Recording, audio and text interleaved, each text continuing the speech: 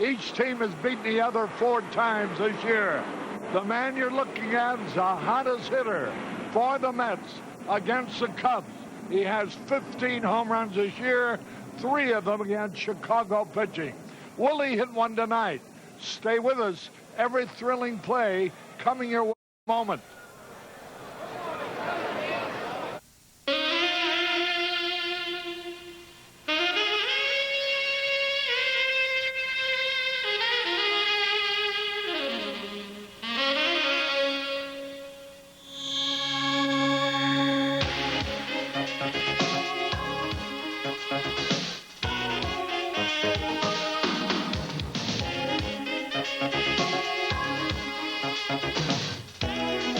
Cubs baseball is brought to you in part by Bud Light, the one light that outshines them all. Everything else is just a light. Your Chicagoland, Northwest Indiana Better Buick dealers. The great American road belongs to Buick. True Value Hardware. For quality selection and personal attention, make True Value Hardware your store of first choice. The Chicago Tribune, where you'll always get the freshest sports. Unical 76, to invite you to go with the spirit of 76. Pepsi, a generation ahead. Canon, proud to be the official camera of the Chicago Cubs. United Airlines, rededicated to giving you the service you deserve. Come fly the friendly skies. And Nissan, building cars for people who want more than just a means of getting from here to there. Nissan, built for the human race. Hello again, everybody, with Steve Stone. I'm Harry Carey. We're at Chase Stadium in New York, where it's a cool and a damp evening. And these two teams, who are 4-4 against each other previously this year, open a very important 3-game series here tonight. Mike Bielecki going to the mound for the Cubs, and Ron Darling going to the mound for the Mets. You know, the Mets got a break last night because now they can use Dwight Gooden in this series. He was supposed to pitch against Pittsburgh, but he was rained out of that start. The Cubs will look at him tomorrow night with Ron Darling. 4 earned runs last time he pitched against the Cubs going tonight. Hey! A lot of airplanes flying. They're carrying the mail to Chicago.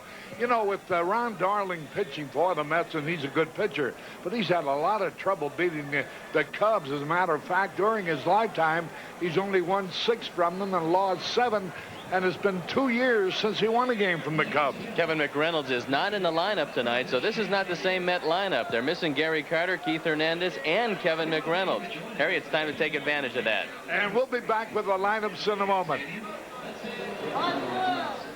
Hello again, everybody, with Steve Stone and Dwayne Stats. Harry Carey from Shea Stadium. Here are the lineup.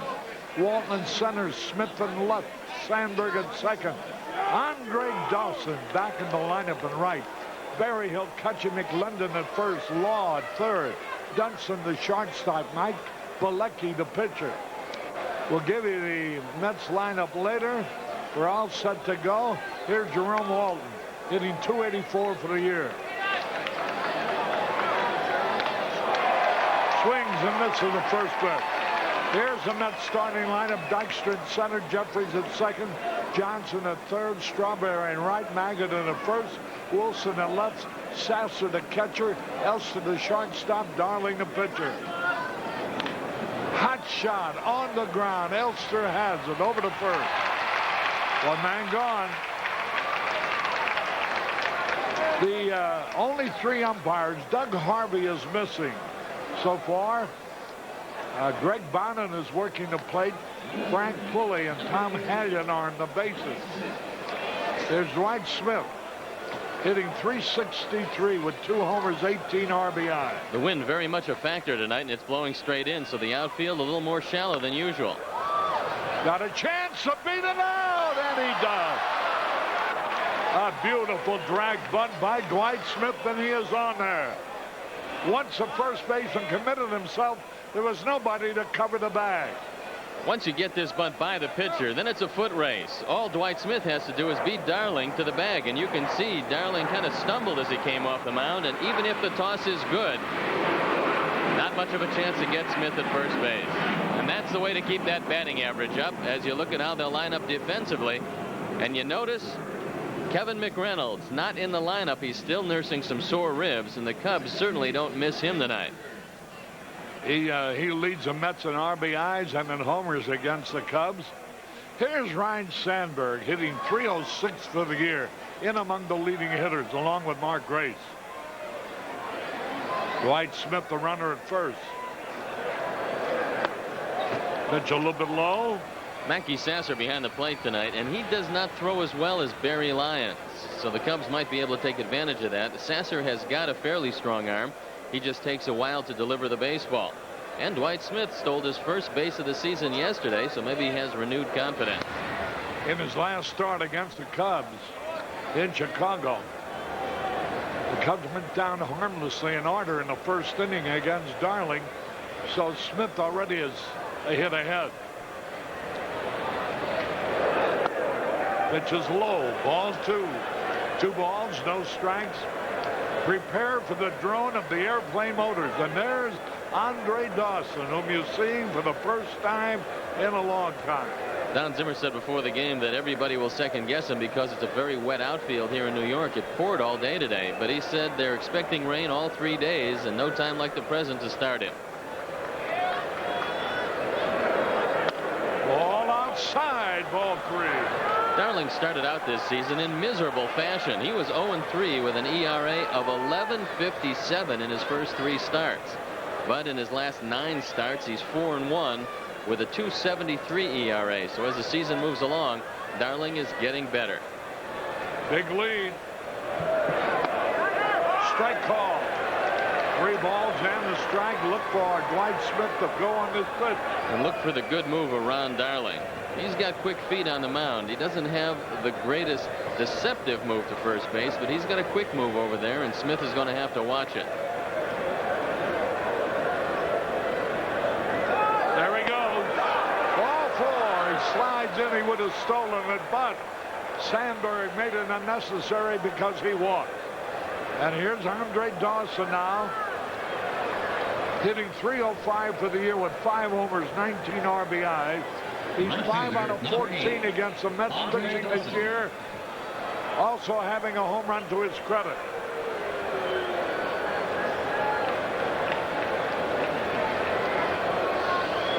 So here is a big chance for the Cubs. What a spot for Andre Dawson to break in with a homer. Or a run batted in.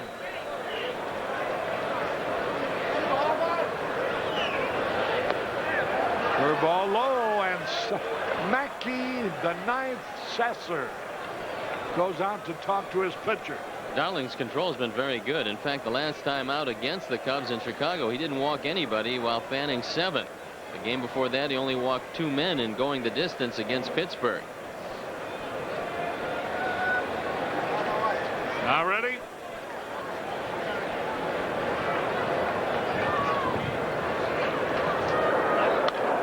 Ground ball, looks like a double play. And it is a double play. Dawson rolling to a double play to end the first inning. We're going to the bottom of the first with no score.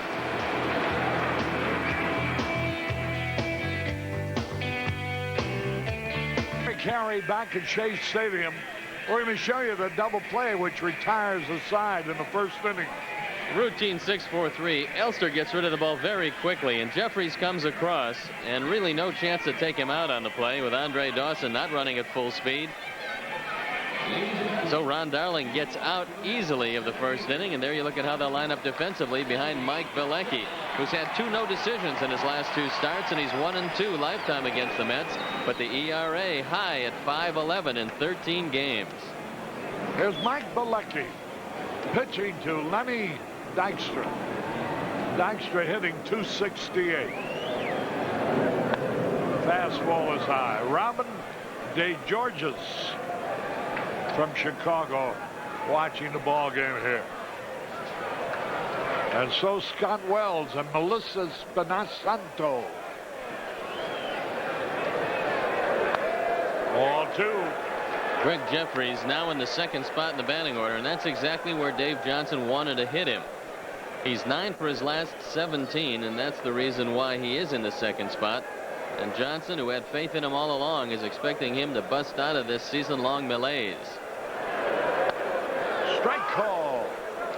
2 balls and a strike from Lenny Dykstra. Colby and Dan on their honeymoon. They're from Madison, Wisconsin here tonight. 2 balls and a strike.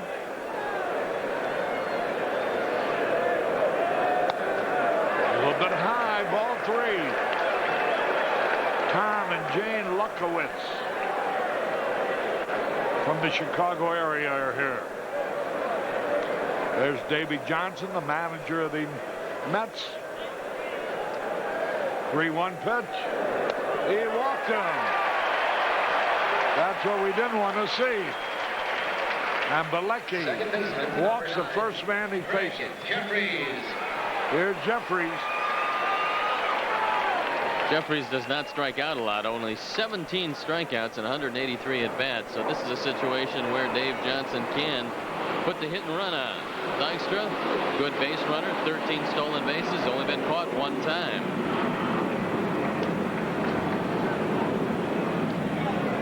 Jeffries a switch hitter. Throw over to first. Don't you love when the flight pattern takes the planes right over the ballpark, Harry? Sometimes they fly different patterns. You don't hear a peep out of a plane. LaGuardia is just a few blocks away. A little bit low. And Bielecki having trouble with his control. Hank and Justin Gideon are here from Niles, Michigan. Bielecki's control has been very good. In fact, so much so that over the last 3 starts, which went 9, 5 2/3 and 6 innings, he's only walked 4 men. But he's not off on the right foot here today. And there you look at Doc Gooden. Roger McDowell sitting to his right, Mackey Sasser to his left, and the Cubs will take a look at him tomorrow. 1 ball, no strikes. There's a hot smash, double play coming up. And it is. Boy, what a play by Sandberg to his right. Stabbed the ball, flipped it over to Dunston, who relayed to first base for the double play. Outstanding play by Sandberg, and the story so far of Jeffries' year. He hits this ball right on the nose, but Rhino on the big hop makes it look easy. The underhand flip, and you can do that when you're close to the bag at second. Dykstra, realizing he couldn't even get close to the bag on the hard hit ball, didn't even bother to slide. 2 men on, and here's red hot Howard Johnson. He's hit 3 homers against the Cubs, 15 all year long. Driven in 35 runs. Hitting .267 for the year. .333 though against the Cubs. There's a curve inside. Bob Stellato is here from Bartlett, Illinois.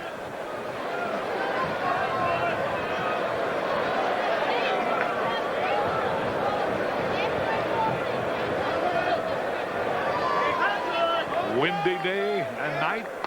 There's a good strike call. Harry, you know, we can't call Doc Gooden anymore because he wants to change his nickname. At times he's been known as Pooh, Drago, and Doc, but now he says he prefers Uptown. So from now on he's going to be called Uptown Gooden instead of Doc Gooden. I like Dr. K better. He says he thinks it fits. Maybe he'll change his luck. That's what he says. He's talking there with Roger McDowell. I guess McDowell doesn't go to the bullpen until the last 2 innings of the ball game. 2 balls and a strike, 2 out. Boy, be careful. Don't give this guy a fastball. He hits him and hits him a long way. He swung at a high fastball and he missed.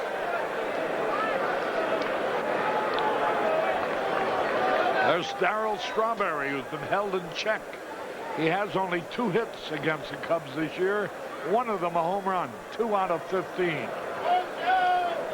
2 balls, 2 strikes. Darryl has fanned 50 times this year, which seems like a big number. When you look at the strikeouts of Jack Clark, who's on the pace to strike out 180 times this year, he dwarfs the strikeouts of Strawberry. 2 balls, 2 strikes.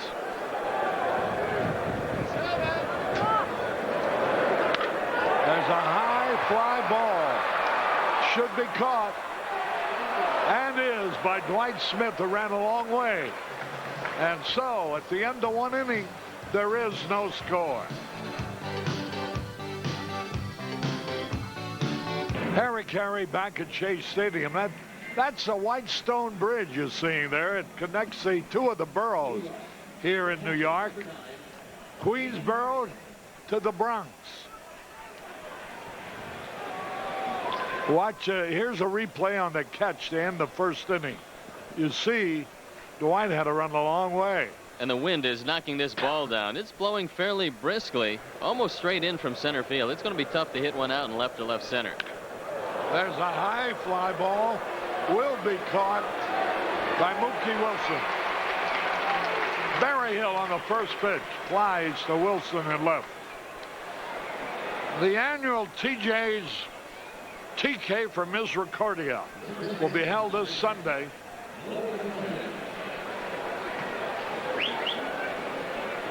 Misericordia, who provides 24-hour residential care, a variety of training programs and services for the disabled person. Here is McGlendon, who homered off of Ron Darling in Chicago. We've talked about Ron Darling and the fact that he was traded from the Texas Rangers after his first year in the organization. 1 ball, 1 strike. And what a trade that turned out to be for the Mets. Walt Terrell also coming along for outfielder Lee Mazzilli. They turned around, traded Walt Terrell to Detroit, got Howard Johnson. And now they've got Mazzilli back, Darling, and Howard Johnson. 1 ball, 1 strike. Outside, ball 2. Only 3 umpires working. Doug Harvey not with his crew tonight.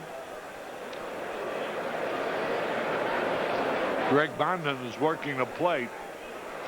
2 balls and a strike. Ground ball. That'll be easy. Steps on the bag does Magadan. 2 out. In every one of Darling's years, he's been the epitome of a winning pitcher. He's won in double figures in every season, and he's never lost in double figures. So here's a man with a lifetime record, over 30 games over 500. And he has put together some great years for the Mets. The Misericordia TJ 10K race starts at 8 o'clock Sunday morning at 55th Street off of South Lake Shore Drive in Hyde Park. You can still enter. A lot of prizes.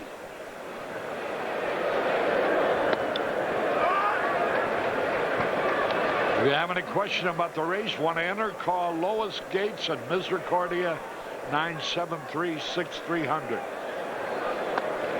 Lance Law had a cut, missed. Baltimore leading the Yankees 1-0 in the second. 2 out, nobody on. Red Sox lead Detroit 1-0 in the first. Struck him out on 3 pitches to retire the side.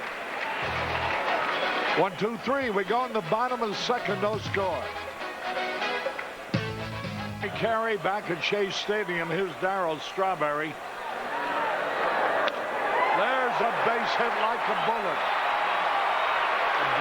In the right field, and Strawberry's on. Well, I tell you, Bielecki is throwing everything. Every pitch he's thrown has been a fastball. And a lot of pitches, Harry, are getting up. Watch Darryl Strawberry, whose batting average at .230 is not what you'd associate with Strawberry. This is out over the plate, and they let Darryl get his arms out. Nice fluid stroke. Darryl, one of the guys strong enough to hit the ball out of the park tonight. And now you have to be careful. This is going to be a low-scoring game. With the wind blowing in like this, it should be a pitcher's game. You don't want the Mets to get on top early. This is second straight inning. The Mets have got their leadoff man on base. And here's Dave Magadan, a good hitter, hitting .310. Strawberry, a good base runner, good base stealer. Strawberry stolen 9 bases. He's been caught twice. The Mets as a team have stolen 56 bases. They've been caught 21 times. Johnson is not the most aggressive of managers. However, he does have a man who doesn't run very well in Magadan up.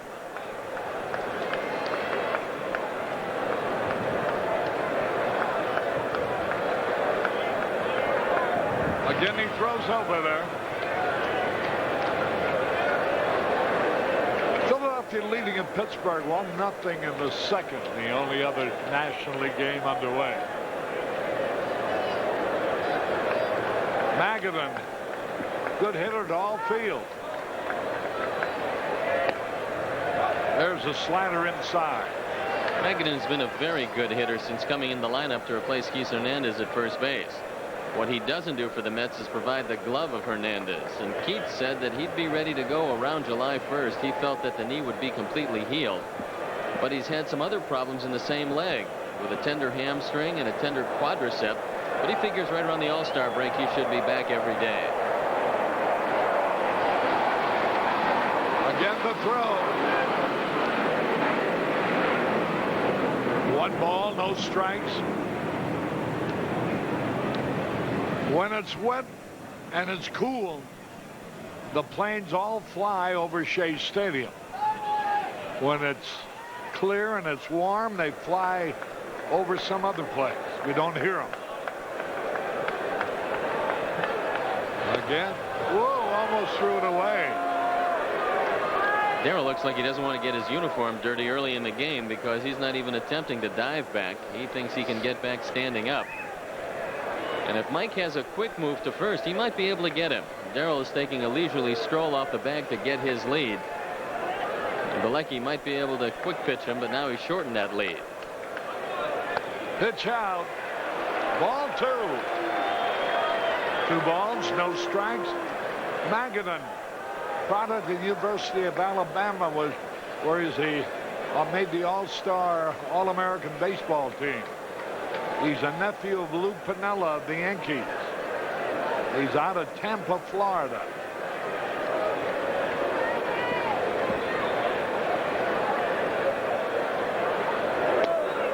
Ball 3. 3 balls, no strikes.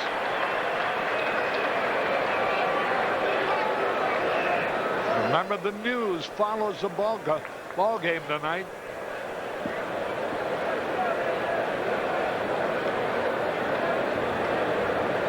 Three balls, no strikes. Throw over there. The weather's affected the crowd, but still there's well over 30,000 here. There's a strike call. 3-1. Now you have to keep your eye on Darryl Strawberry. This would be the natural count to send him. You figure Magadan, who is a good contact hitter, will make contact in the strike zone. So maybe Bielecki can break out his best move and take Strawberry off base with a pickoff. The Cubs have won 13 out of the last 19 games played on the road. Very fine average. There goes the ball 4. And boy, that's a second base on balls given up by Bielecki. And now he not only has 1 man on, as he did in the first inning, he has 2 on and nobody out here in the second. Hey, sports fans, don't forget to catch the action at the 3rd annual Michael Jordan McDonald's Charity Golf Classic. That's July 5th at Cog Hill Country Club in Lamont. All proceeds benefit Ronald McDonald Children's Charities, and tickets are available to the public. For more information, call 312-751-2121. Runners are on. First and second, nobody out. Mookie Wilson, the hitter. Switch hitter. Dunston holding the runner close. Strike call over the inside corner at the knee. Mookie's almost 100 points better from the left side, hitting a minuscule 159 as a right-hand hitter, but 254 as a left-hand hitter.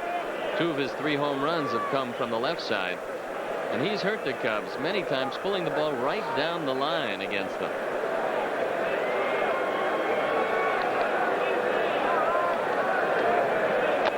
He had a good cut at that one. He fouled it off. He looked like he was right there on the fastball. He just didn't get it. 0-2.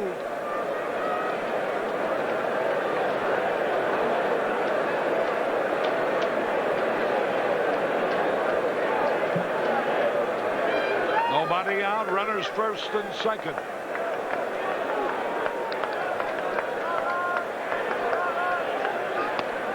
A little bit outside. Ball one. Wayne Briesman in New York on business, watching the ball game here. 1 ball, 2 strikes. Nobody out.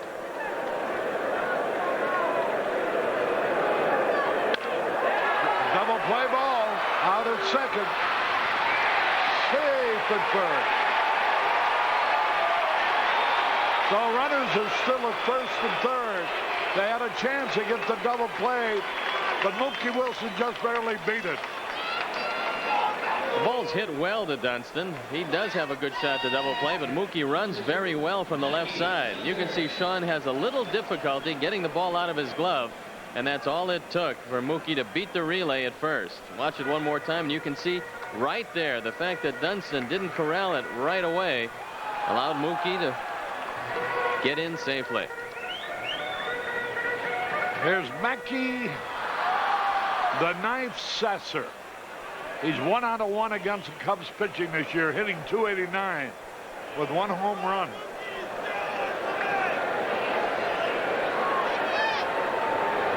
Throw to first. Wilson, a good base stealer. He's stolen 4 bases, been caught twice, and with Sasser up, a good double play target. Maybe we'll see a little more motion on the part of Dave Johnson. Dunston shading Sasser up the middle.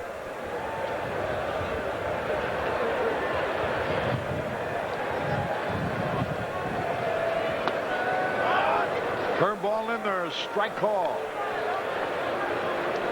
Sasser, being a catcher, is not overly fast,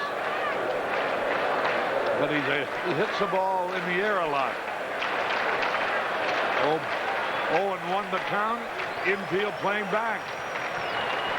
Runners first and third. Had a cut. 0-2. The Mets have been like 2 different teams home and away this year. On the road, they're vulnerable. They're 13-19, but get them here in New York at Shea Stadium, and they're 17-10. That computes out to 1 game over 500, and nobody thought that the Mets would be right at the 500 mark this late into the season.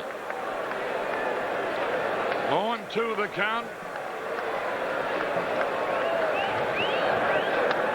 Outside. The Cubs, by contrast, have won 16, lost 12 on the road. They've won 18 and lost 15 at home. Pretty consistent. 4 over on the road, 3 over at home. Sasser's fanned just 1 time in 45 at bats, and this would be a big strikeout if Bielecki could get him.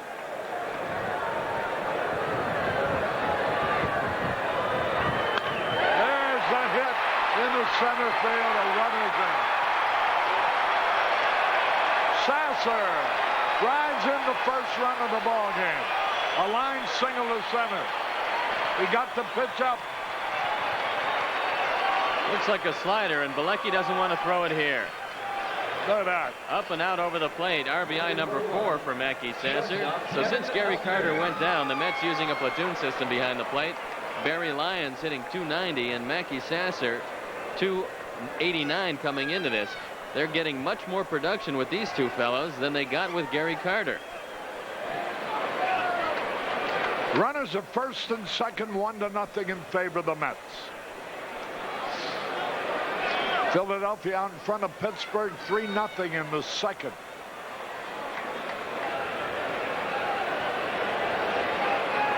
Elster hitting .206.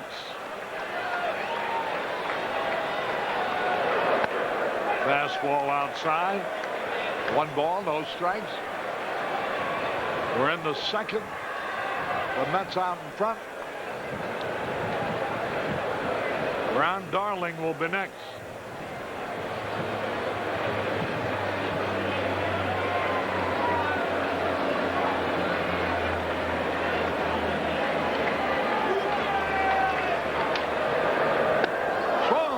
A slider, and he missed it. Elster got off to a very hot start this year, and then he started to pull everything. He hit a home run early in the year, was a big home run for the Mets, and then he got pull conscious, and when you do that, you just can't cover the outside corner. So a couple more sliders out there, and Bielecki should get him. 1 ball, 1 strike.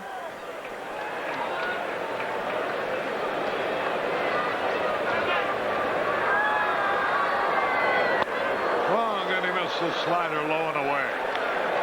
1 ball, 2 strikes. We're in the bottom of the second.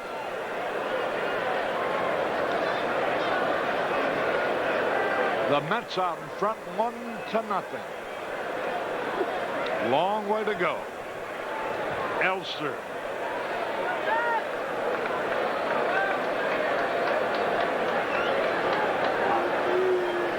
'25-year-old shortstop. 1 ball, 2 strikes. You don't want to give Elster anything he can pull because the outfield is swung around toward right center field with Dwight Smith well off the line and left.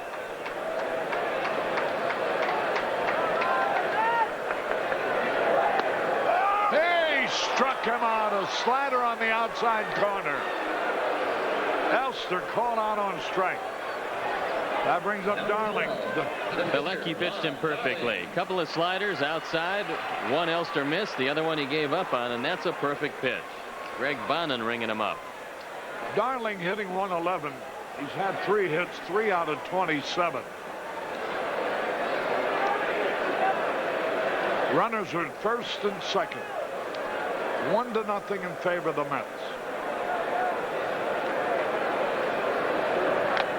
He had a good cut, but he foul tipped it.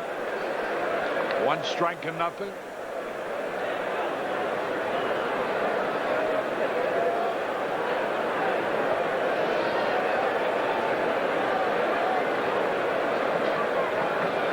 Joe Girardi is back.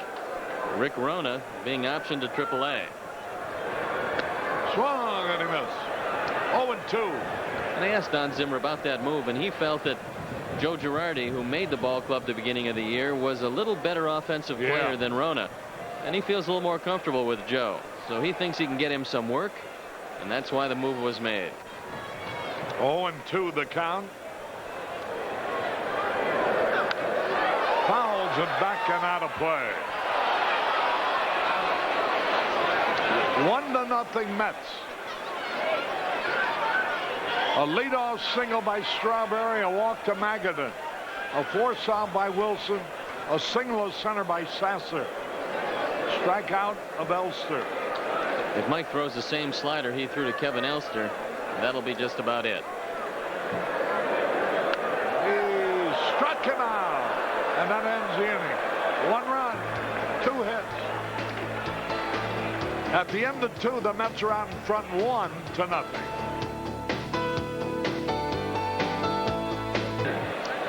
Harry Carey back at Shea Stadium. We're going into the top of the 3rd. The Mets are out in front 1-0. You know, Andre Dawson, he was out of action 5 weeks roughly since May the 7th. This is June the 13th. It's a miraculous recovery that he's able to play that quickly. Harry, it's a testament to modern surgical techniques. The arthroscopic surgery has been just unbelievable. It used to be 3 months on the shelf with a knee surgery. Here's Dunston. He's hitting .217, 3 homers, 15 RBI.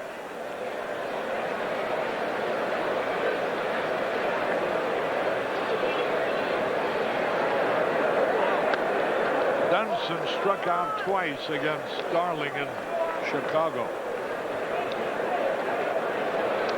0 for 3. 1 ball, 1 strike. There's a drive. Left center field. What a sensational catch. Did you ever see a better catch than that? What a remarkable effort by Lenny Dykstra. This is why Dykstra's in center field a lot more than Mookie Wilson, and he gets a standing ovation from the crowd. He takes a double or triple away from Dunston. An outstanding effort. It's a wet outfield turf, and Len Dykstra on the flat out dive makes a sensational play. Boy, you'll see that on every sportscast in the country. A replay of that. They're showing it now on the scoreboard screen. There's a ball, bunted foul. Boy, with Dykstra diving through the air, if the ball gets by him, he could have even been an inside the park home run.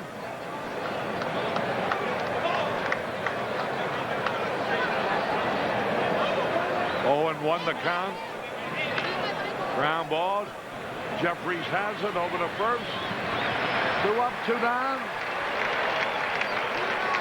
6 men in a row retired now by Ron Darling. And here's Jerome Walton, who bounced out. His first time up.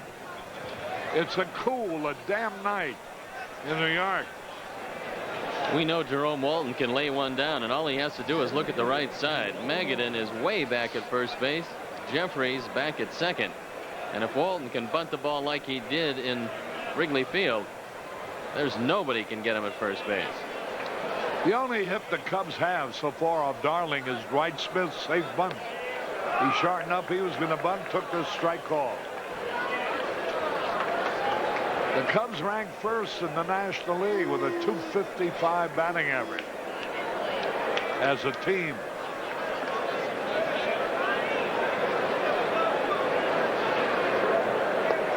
Curve a little bit outside.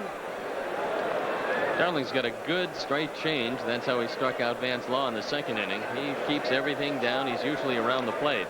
And the only time he ever gets in any trouble at all is when he tries to be too fine. And Davey Johnson and Mel Stottlemyre, the pitching coach, have talked to him about getting ahead in the count and using a little more of the plate than he likes to use. A wild one all the way back. I think he's got a blister on his finger is what it amounts to, because he took a look at his finger, and now Mackey Sasser's coming out. And if you have any problems on the tip of the finger, if you're a pitcher, you lose feeling on the ball. Consequently, any of your breaking pitches give you a lot of difficulty. And if that develops a little bit during the course of this game, Ron Darling is not going to go too deep into the game. Darling will be 29 years old in August.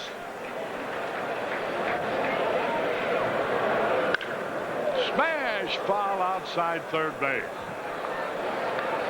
2 balls, 2 strikes on Jerome Walton. There was a lot of talk with some newsmen down before the game, and Don Zimmer talking about Rookie of the Year, and everybody conceding Rookie of the Year to Greg Jeffries before the year started. But Don Zimmer said, look at my guy. If he stays healthy the rest of the year, Jerome Walton has got a great shot at it. And Zim also has another man by the name of Dwight Smith who has an opportunity to secure that honor if he keeps going. 2 balls, 2 strikes. He struck him out. 1, 2, 3. We go in the bottom of the third. The Mets lead 1-0. Carey with Steve Stone and Dwayne Statz at Chase Stadium as we go in the bottom of the third. Here's Lenny Dykstra, who made that sensational catch. We're showing it to you again. Isn't it amazing after a guy makes a great catch, invariably he's the first guy to bat the next inning. Walked his first time. Fastball a bit high, ball 1. Lenny Dykstra's about 5'10" or 5'11", but when he gets down to hit, you would think he was a much smaller man. He's trying to induce the pitcher into getting behind and having to come to him with a hittable fastball. His on-base percentage up over 360 now. There's a drive. Nobody can catch this ball. Double to left. Dykstra doubled to the opposite field.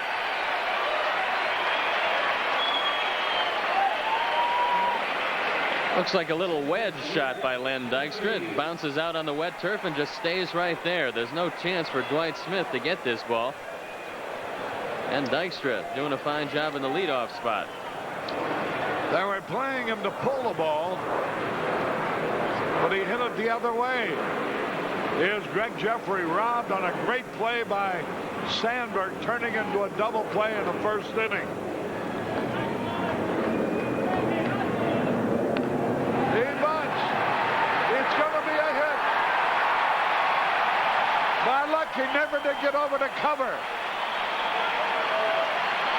As soon as you see a man bunt the ball to the right side, if you're on the mound, you've got to sprint to the bag. And Bielecki slow off the mound. Now watch. He takes a couple of beats and no chance to beat Jeffries, who bunted this ball perfectly. And it's a real smart play because even if he is out at first base, he does the job and gets the man over to third. So runners are at first and third and nobody out. And the Mets in position now to break this thing open early because all their good hitters are coming up. Johnson, Strawberry, and Magadan in that order.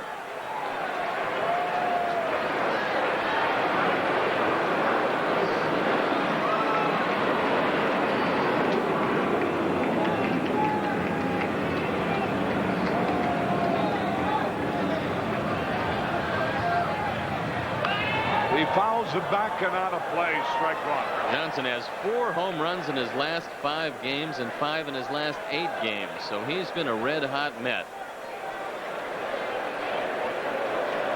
This man is hit in 7 spots in the batting order, and the Cubs saw him in the leadoff spot. First time he'd been there since 1984. So Dave Johnson can use him up and down that batting order. The only game they won in Chicago is the day that he led off. And he had a lot to do with them winning it. 0-1 the count.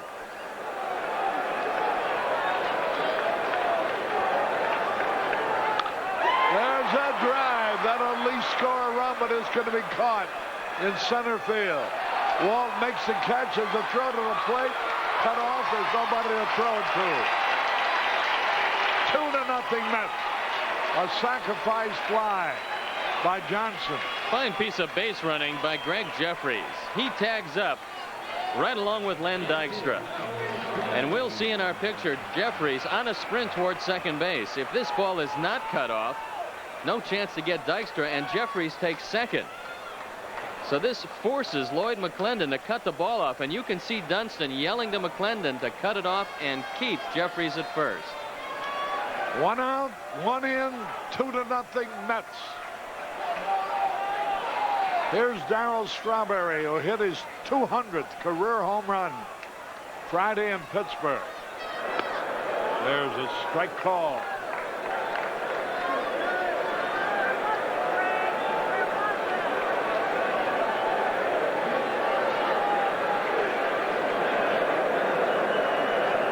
Strawberry only 27 years old, and he's a veteran. There's a pitch, spins out of the way. This is 7th full season at age 27.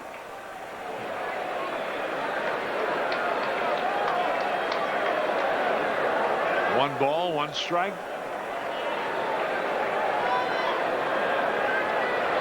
They say he still wants to play on the West Coast. And he might take advantage on his option year. Arbitration year. The pitch. Strike call over the outside corner. What's he got, another year in his contract? I'm not sure exactly, Harry. But if they have that big earthquake they're talking about in California, maybe Houston will be the West Coast. 1 ball, 2 strikes.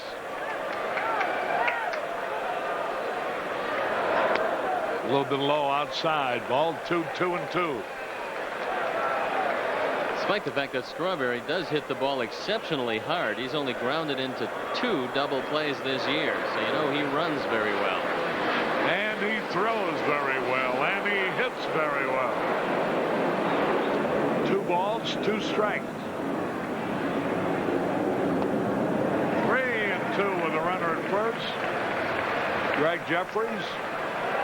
Now you might be able to strike him out and throw him out. Strawberry does strike out a lot, 50 times this year. Jeffries has stolen 5 bases, been caught 3 times. 3-2. Jeffries probably will be breaking on the pitch.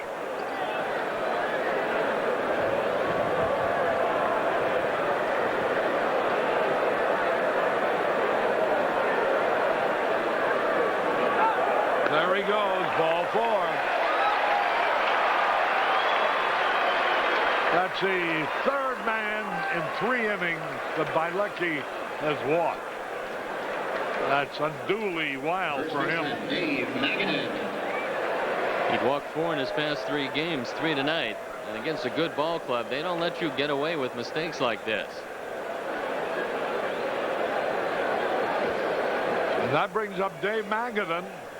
He walked his first time up. He's allowed 4 hits.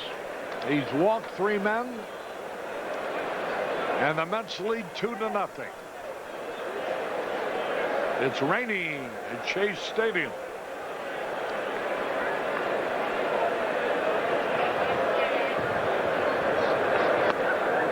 Strike called over the outside corner. Detroit and Boston tied up 3-3 in the second. In the fourth, Baltimore leading the Yankees 1-0. California, Texas already postponed because of rain.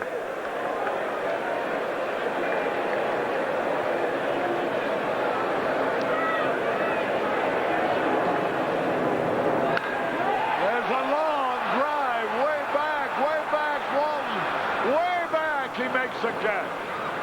Now watch the runner around third base, holds up. Boy, oh boy, Magadan hit it back to the warning track in deep center field where Walton grabbed it. There's a break from Mike Bielecki because the wind is blowing straight in, and Magadan cuts through the wind, almost hits it out of the ballpark. There's Mookie Wilson. 410 feet to straightaway center, and this is one of the longest center fields in the National League, and Bielecki used it all on that blast.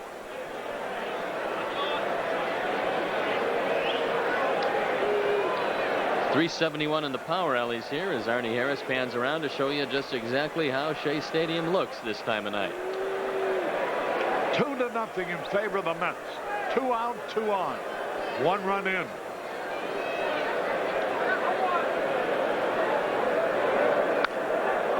Fouls it out of play. Mookie Wilson's hit well against the Cubs. .324 with 4 homers.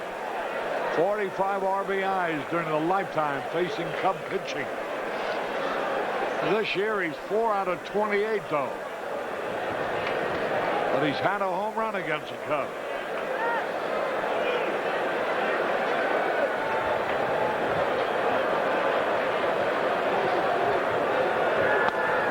A little bit inside. You know what? Jeffrey's on second.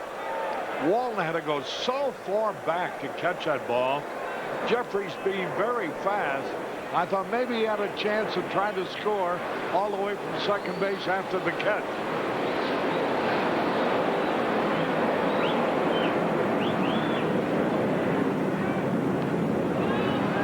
Now he's ahead of him. 1 ball, 2 strikes, and he fouled it back.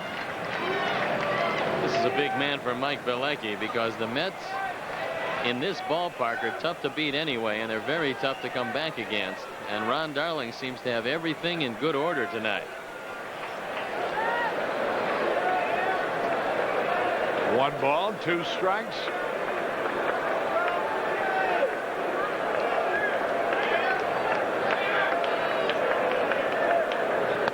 Fastball outside. Strawberry the runner at first. Jeffrey's at third, so they have a lot of speed. 2 men are out, though.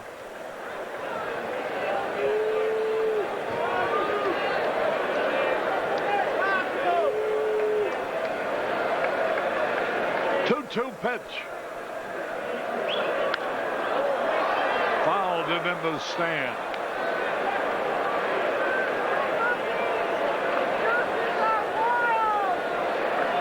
Mookie Wilson.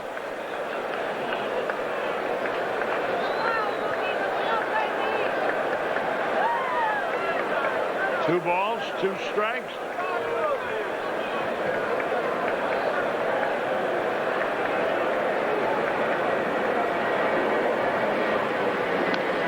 Again, he fouls it back. Mookie is 33 years old.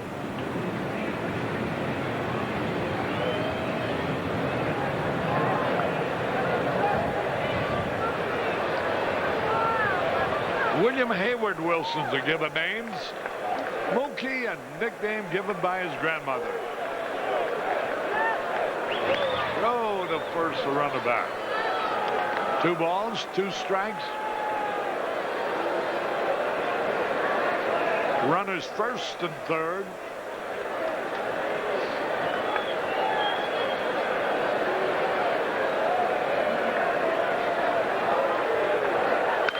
There's a drive.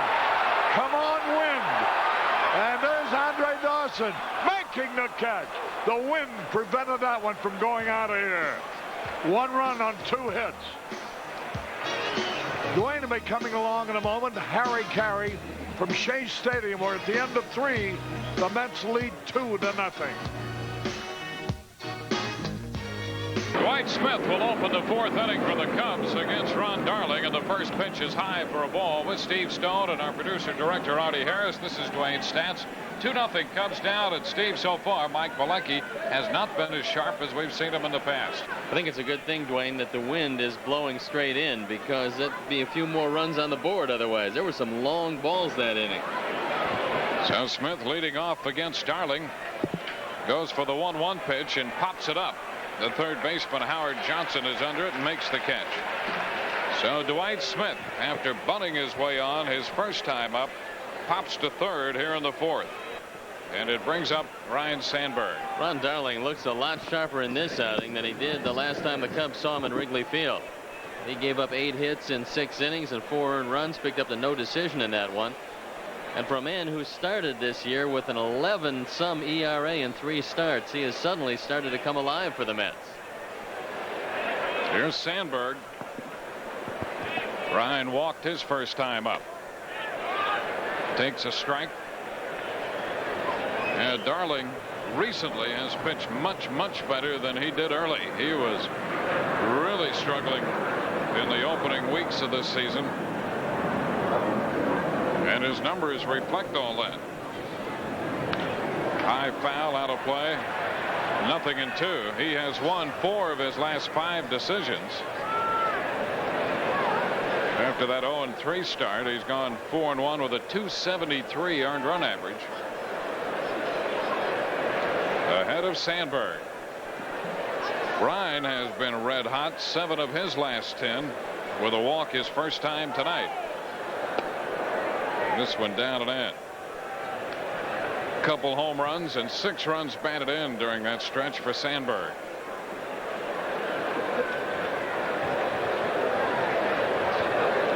This one bounces by Sasser and the count's 2-2. Sandberg, the leading vote getter, by the way, in the All-Star balloting among National League second basemen. Greg Jeffries of New York is second, just a few votes ahead of Jose Oquendo. You know who the leading vote getter at third base is? Mike Schmidt. Mike Schmidt. That's right. Swing and a miss.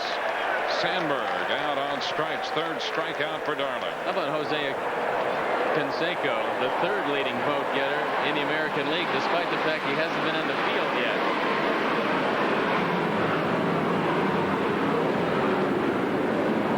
yet. 2 outs, bases empty, and here's Andre Dawson.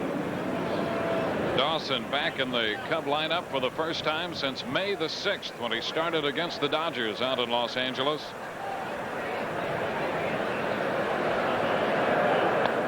He takes it high, ball 1. Andre with 303 career home runs, hit number 300 off Ron Darling. Ron Darling is 31 games over 500 lifetime. He's just 28 years old, and along with Dwight Gooden, that's quite a 1-2 combination for the Mets. Andre takes a strike. It's now 1-1. 2 outs. Nothing doing for the Cubs in the 4th. They're down by 2. There's a high foul back. That's going to be out of play. Dawson had a pretty good cut. 1 ball, 2 strikes. It's going to take Andre a little while to get his stroke back. Unfortunately for the Cubs, he was probably the hottest man in all of baseball when he went down. And sitting on the shelf for about 5 weeks or so doesn't help that stroke any. So although he will show flashes of being back and probably hit a couple of balls hard, it's going to be a while. This one low. 2-2, and he's aware of that. We talked with him the other day, and he knows what he has to go through to get the timing back. You figure that's half the battle, as opposed to pressing up there. He knows it's going to take a little time. And he's out on strikes to retire the side. 3 up, 3 down, bottom of the 4th. Coming up with the score, New York 2, Cubs nothing. We go to the bottom of the 4th inning. Frank Cashin looking on from his booth at Shea Stadium. He's engineered this, actually the revival of this New York ball club, and what a revival it has been over the last 5 years. 2 years in which they've reached the 100 mark in victories, topping out at 108. The other 3 years they've won at least 90. Mackey Sasser swings and misses, strike 1. The man sitting next to Frank Cashin was Joe McIlvaine, also of the Baltimore Orioles system. McIlvaine, the vice president of baseball operations. Line drive right to Sandberg.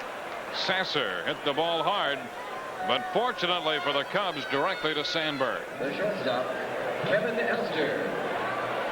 7 straight left-hand hitters that Bielecki has to face, and that's a tall order. Sasser and Lyons have really produced some good offense out of that catching spot and platoon system with Gary Carter absent. Now Elster takes a strike. Elster called out on strikes on a pitch over the outside edge his first time. What the Mets are saying, though, Dwayne, is that the team ERA is a point higher without Carter behind the plate, and they're anxious to have him back. The pitch is down, so the count is 1-1. That's something we talked about when the Mets were in Wrigley Field. David Cone, if you look at his numbers, they pretty well reflect the rest of the staff with Carter behind the plate and without him behind the plate. Cone has really struggled. Matter of fact, over the last 3 starts, his earned run average almost 12. There's a foul ball out of play, and the Cubs thought they were going to face him in this series, but because of the Pirate Met rain out in Pittsburgh last night, they will not see Cone. Instead, they'll see Gooden tomorrow and then Fernandez the following day. What a break, huh? What a break. This one is low. 2-2. When a man is 17-3 against your lifetime, you're hoping that he makes that start the night before you come into town. And he warmed up for 6 minutes, but the rains came. They pushed him back one day, but the Cubs will see him. Foul ball out of play. Gooden had indicated he was ready to pitch tonight, but Davy Johnson, feeling not only did he warm up last night, but the fact that the weather was threatening tonight, he didn't want him to go through it 2 days in a row. So Gooden will pitch tomorrow night. Fly ball short right. Dawson coming in toward the line for this one, and he's got it, 2 gone. And realistically, Dwayne, a pitching rotation is something that you don't want to fool around too much with. Now, as long as Gooden was going to have to go out of rotation anyway, there was no reason for him to move Ron Darling out of his normal pitching rotation. And Darling has exceptional stuff tonight. As you take a look at Darryl Strawberry and Dwight Gooden, that's a lot of high-priced talent right there. Here's Ron Darling. The pitch blown away for a ball.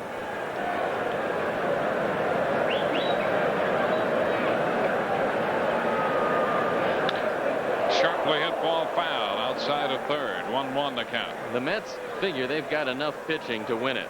What they want to acquire is a hitter, and preferably a left-hand hitter. But they've been in pursuit of that left-hand hitter all season now and have been unable to secure him.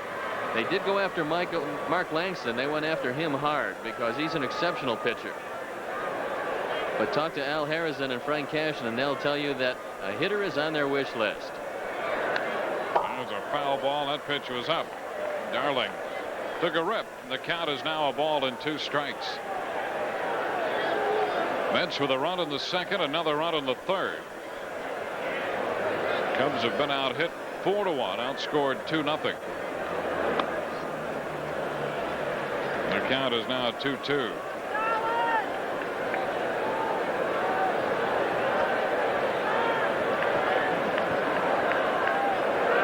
Ground ball to short. Dunston with the throw in time, and that will take care of New York in the 4th. At the end of 4, 2-0 New York.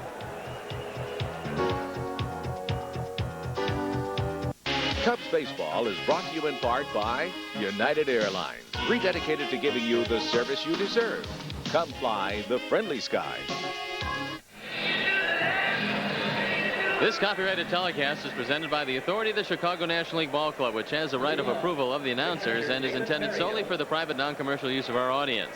Any publication, reproduction, retransmission, or other use of the pictures, descriptions, and accounts of this game without the express written consent of the Chicago National League Ball Club is prohibited.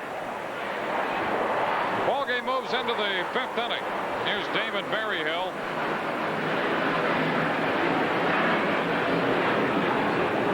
Damon leading off against Ron Darling. 2-0 ball game. Mets are out in front. Foul ball off his foot. Strike one. You know, the last time we were in New York, Dwayne, everybody was complaining about the drought that had hit New York. Not now. Well, the animals are pairing up because for the last month they've had nothing but rain here. You see Darling. He's retired 10 in a row since he walked Ryne Sandberg. He gave up a bunt single to Dwight Smith, and that's the only hit the Cubs have so far.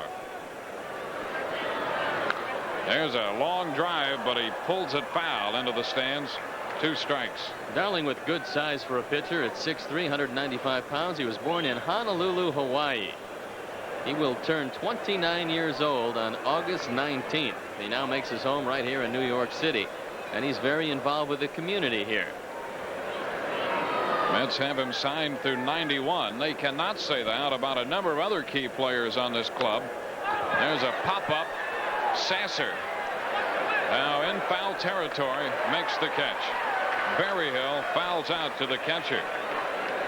The Darryl Strawberry situation has been speculated about.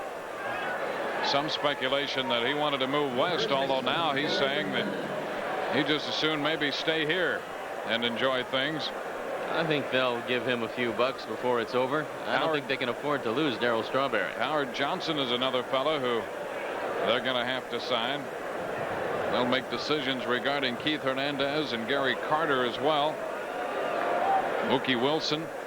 Here's Lloyd McClendon. He's out in front of the forkball and misses strike one. Lloyd's going to start seeing a lot of off-speed pitches and a lot of breaking balls because he's been terrorizing National League pitchers. Every time they get a fastball close to the inside part of the plate, he hits it hard. Strike the count. Now he's down 0-2. 4 strikeouts and a walk given up by Darling. This is the 3rd time the Cubs have faced Darling this year. He has 2 no decisions against the Cubs. And Mike Bielecki likewise making his 3rd start of the year against the Mets, and he has 2 no decisions against New York. 2 strikes the count to McClendon. A ball, 2 strikes. We might have seen Lloyd McClendon in a Mets uniform all these years. He was the 8th round draft choice of the Mets in the 1980 draft. But it didn't work out that way for him, and the Cubs are very happy that they now have his services. You know, we saw Rolando Rooms red hot when Cincinnati came to town, but Rooms is now 1 for his last 21, and McClendon continues to hit the ball hard. So just another little deal on the part of Jim Fry. This one low. A number of minor deals that have turned out to make major contributions. McClendon 1, Pat Perry for Leon Durham 1, Mike Bielecki the other one. The signing of Domingo Ramos 1. There's Ramos in the Cub dugout. High drive down the left field line. Well tagged into foul territory goes Wilson, and the ball is out of play. McClendon lifting a towering fly ball, but pulled it out of play. The count holds at 2-2. Lloyd's probably going to have to look at another breaking ball here, or the good straight change by Ron Darling. And tonight, unlike some of the other performances we've seen of Darling, who hasn't beaten the Cubs since June of '87, he's gotten most of his off-speed stuff over the plate. He's also been out ahead of almost every hitter, and that makes a big difference when you're not overpowering with that fastball. 2-2 the count.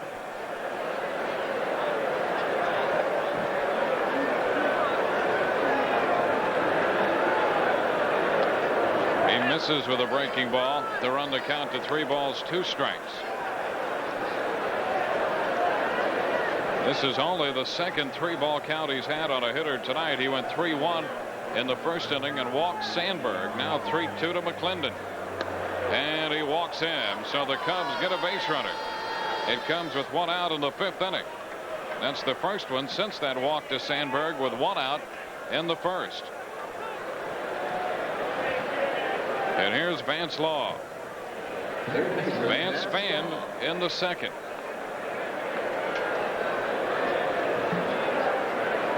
A damp, cool evening in New York.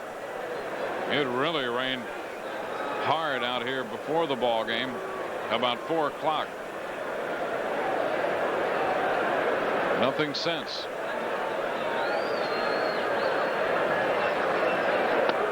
Law waves and misses. Strike 1. Cubs starting this game a half game in front of Montreal. The Expos playing in St. Louis tonight. No score in the top of the second. De Leon against Langston. What a matchup that is. Boy, that's a good one.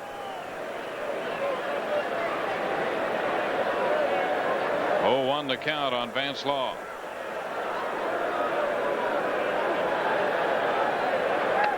Darling misses. 1-1 now. McClendon has stolen 3 bases. He's been caught twice. There's a good look at Ron Darling.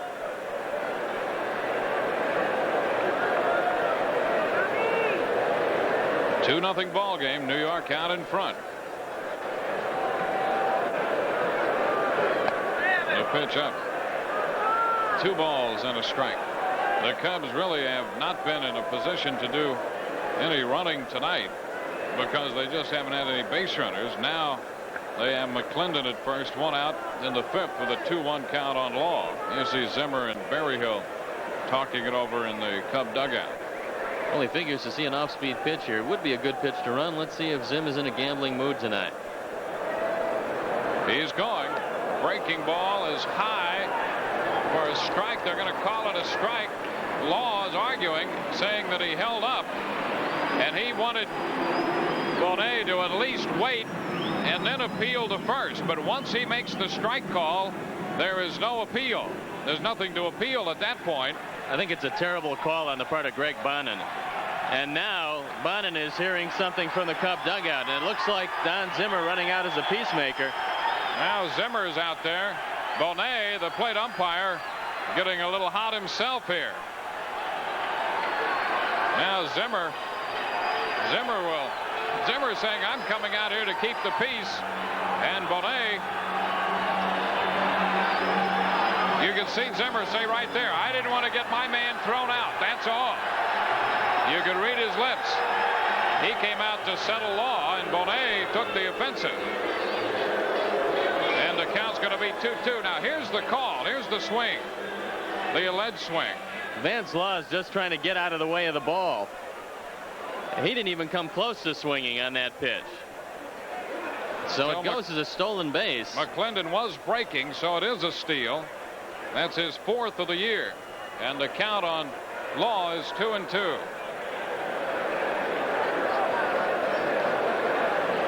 So Vance will collect himself now. Trying to refocus his concentration. Very upset over that call. Bonet called it right away.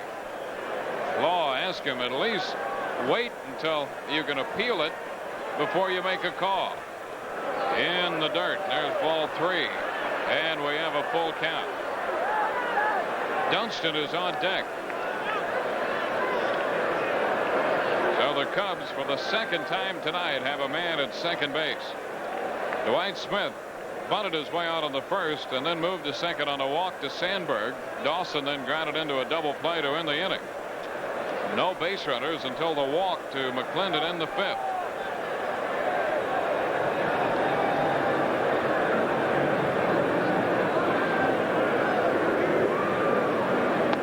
And Law is out on strikes. 5th strikeout for Darling. And that's the second out of the 5th. Bringing up Shawon Dunston.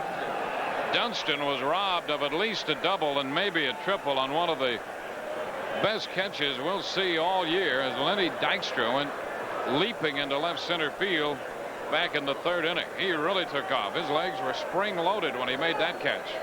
That was an outstanding effort, Dwayne, especially when you take into consideration the fact that there's wet turf out, especially in center field. Dunston looks this one foul, out of play down the right side. Strike one. We're in the 5th. 2-0 Mets. Shawon at 215 on the year. He was wondering after that catch in the 3rd, why me? I think what I do, Dwayne, on the mound is throw Dunston a lot of pitches off the plate. He's got Mike Bielecki in the on-deck circle, nobody loosening up, and first base open. He's ahead of strike.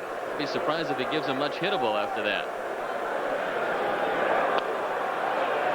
There's a ball, and the count is 1-1. Now, Shawon's been a very patient hitter lately, or very patient for Shawon Dunston. He's not quite as wild a swinger. You have to wonder if he's got the patience to lay off that big, slow curveball that Darling throws sometimes out of the strike zone.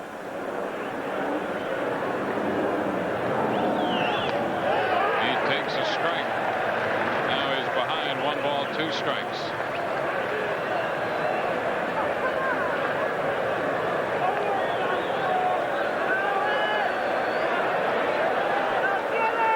Dunston.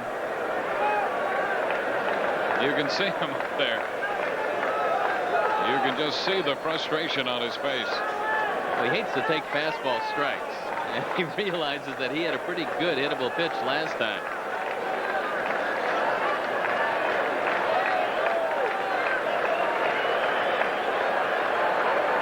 The 1-2. Low.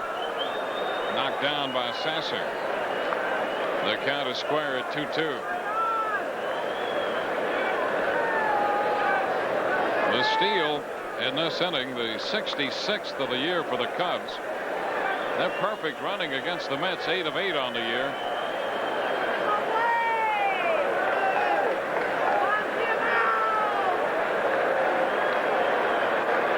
Two the count.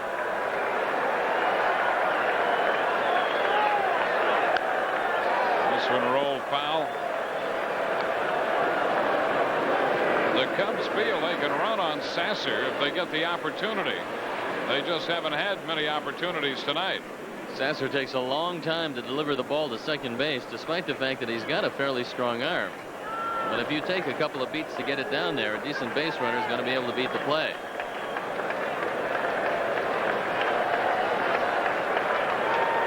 The 2-2 pitch. Fouled again.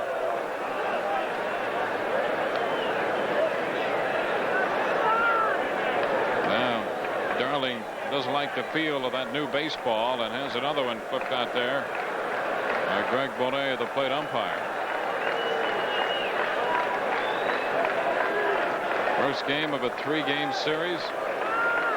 First game of a 9-game road trip.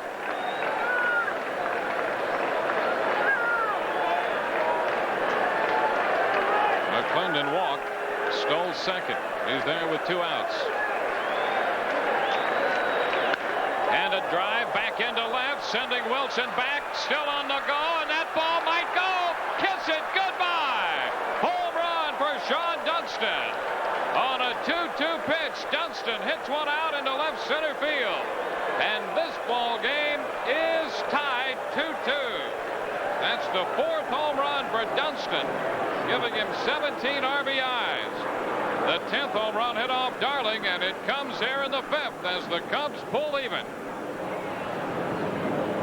Ron Darling very unhappy with himself on that pitch, and well, he should be. With first base open, the pitcher due up. I know conventional wisdom says you don't put the tying run on, but Bielecki is not a real good hitter. And Darling sees the game tied. Now Bielecki takes one a little close. Ball 1. $200 to Cubs Care in the name of True Value Hardware on the 2-run home run by Dunston. 1-1 now the count. That's number 39 if you're playing the Pepsi-Cola Chicago Cubs home run countdown game. The Cubs all even with their opponents, hitting 39 and giving up 39. There's a strike, so the count is now 1-2. That's the 8th home run the Cubs have hit off New York pitching. McClendon had touched Darling for a home run earlier this year. So had Dawson, and now Dunston has him. Foul ball, 1-2. That's the 10th long ball that Ron Darling has given up this year, and he leads the Mets staff in that department.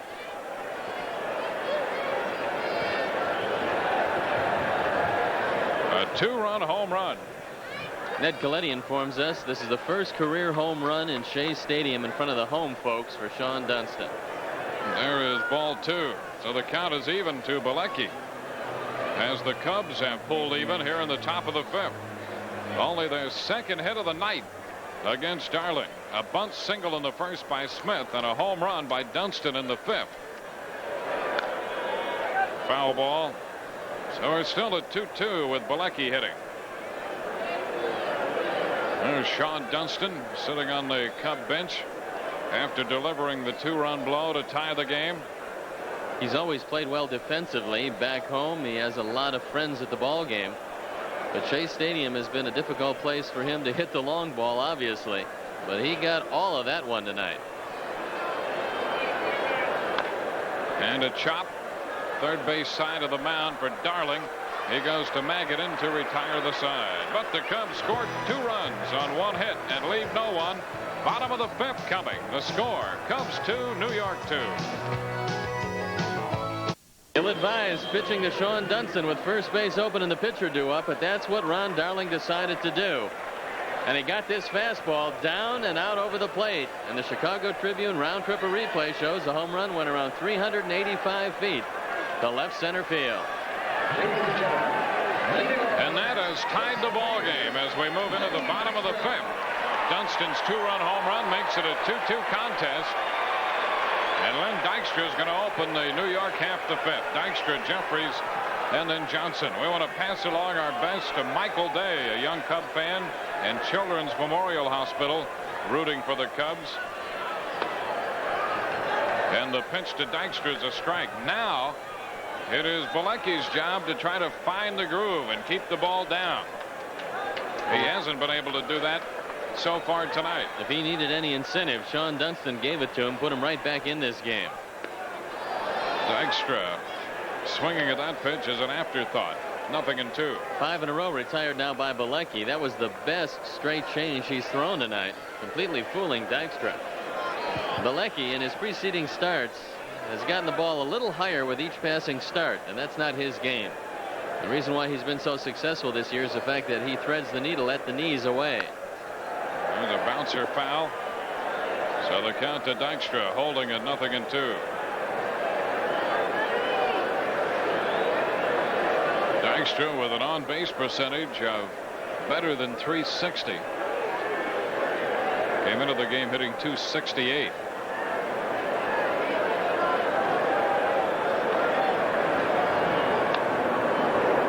A ball, 2 strikes. The Mets made a young man by the name of Alan Zinter their first-round draft choice. He's out of the University of Arizona, and a man who fought for the University of Arizona.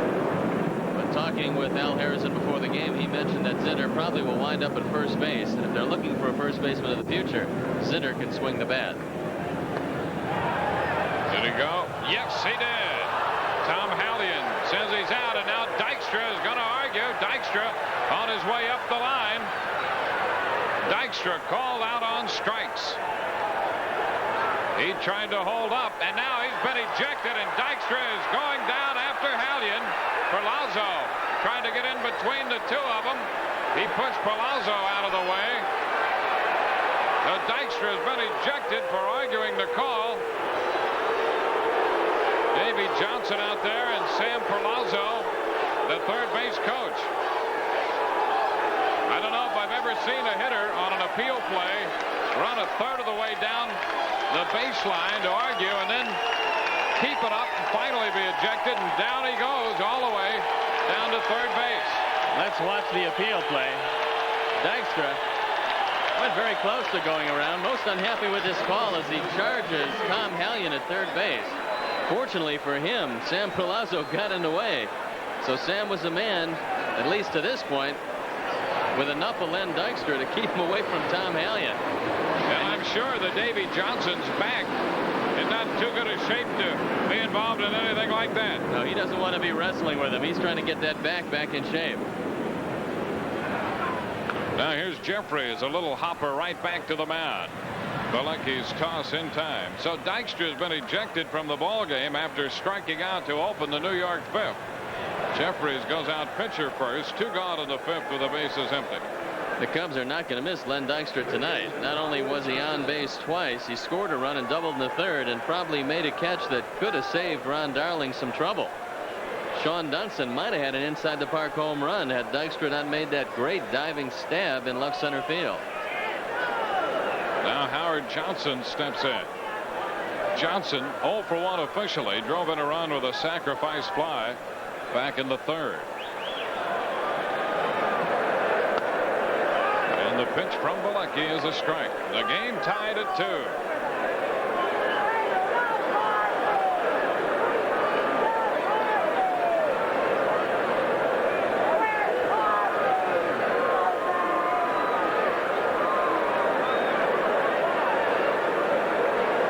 Bielecki to the plate. Johnson with a big cut fouls it out of play. 2 strikes the count. You can see by that last cut why Johnson has hit 4 home runs in his last 5 games. He airs it out on every swing. And when you're in the situation he's in now, nobody on base, a couple out, you're thinking about the long ball. He's hit 3 against the Cubs this year. 3 of his 15, including one off Bielecki. 0-2 the count. That's a foul ball off the check swing. Mets scored a single run in the second inning, added another run in the third. The Cubs 2 in the top of the fifth. Bielecki has retired Dykstra and Jeffries. 0-2 the count on Howard Johnson as Davy Johnson looks on.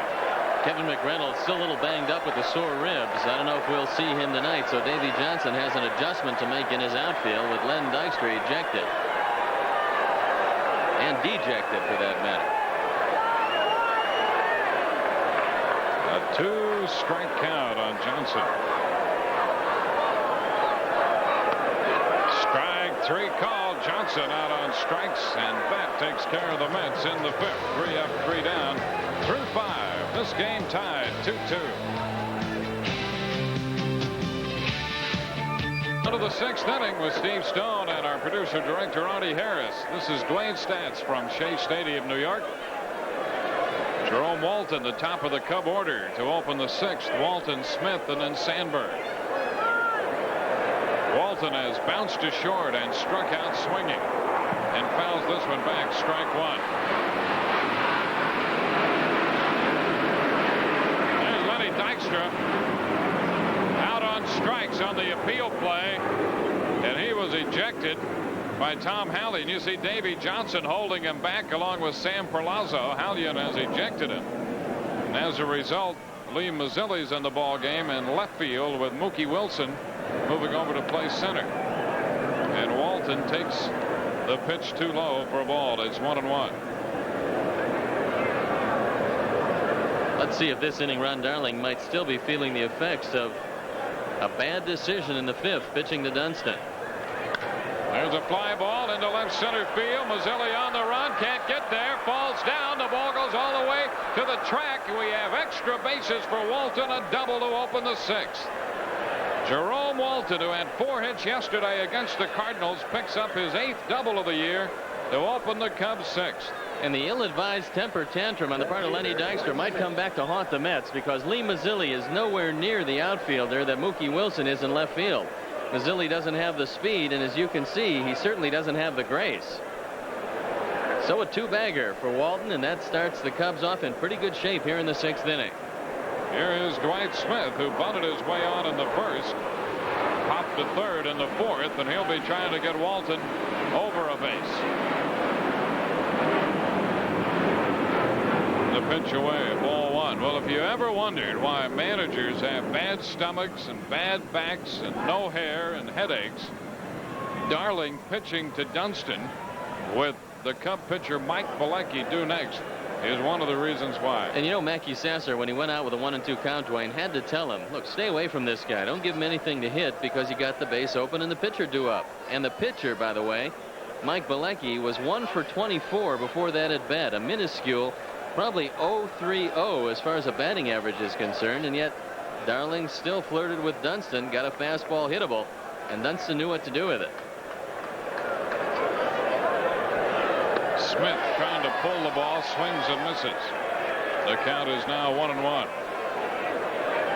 The Cubs with 3 hits tonight. The Mets have 4. And this game tied 2-2 in the 6th. There's Dunston sitting in between Vance Law and Curtis Wilkerson.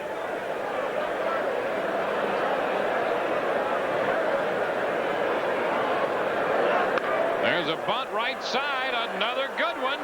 The throw to first, not in time. And over to third goes Walton as Dwight Smith bunts his way on for the 2nd time tonight. He said he could bunt, and he's showing us he can. And there's no way to get him once he gets the ball by Ron Darling, because it's a foot race. And Darling cannot beat Dwight Smith, has been classically illustrated twice tonight. So Dwight Smith, again, a great play because you get the man over regardless of what you do. And Jerome Walton was hobbling a little bit going into third, Dwayne. He was looking at his right knee. Hopefully he's okay. Dwight Smith with 2 bunts tonight. He has 3 bunt hits in 4 attempts on the year. There's Walton at third. And Ryne Sandberg steps in. Mets with the infield looking for the double play. Smith in at first base. Sandberg opened tonight, 8th in the league in hitting. Again over to first. Smith with good speed stole his first base yesterday. And I don't think that Don Zimmer wants to see Rhino hit the ball in the infield. He might decide to send Dwight Smith. The infield halfway. They're at double play depth. They will go for 2 and concede the run. Oh, an off-speed pitch over for a strike.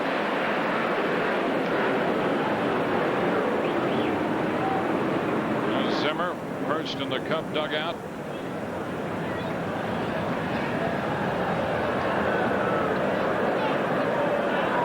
A strike to count on Ryne Sandberg. Nobody out. 1st and 3rd. Speed on the bases. Smith at first. Walton at third. Pitch out, but nothing doing. And the count is 1-1. Here's Zimmer relaying signs to Chuck Collier.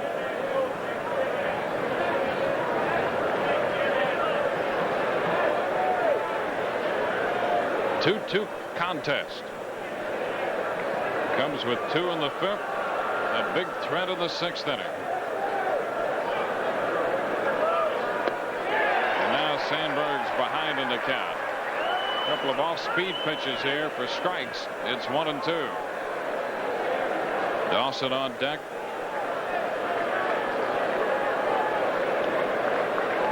Walton doubled into left center to start it, moved to third on the 2nd bunt hit of the night by Dwight Smith.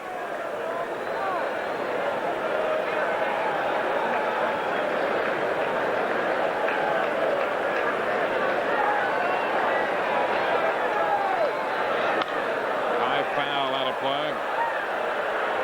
Driven deep into the stands down the right side. This would be a good pitch for Dwight Smith to run. I don't think that they would use a pitch out in this situation. Darling knows how Sandberg approached the last 2 breaking balls.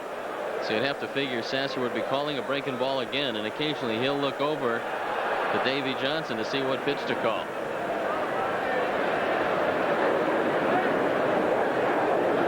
Outside. So the count squares at 2-2. Now Collier relays the signs.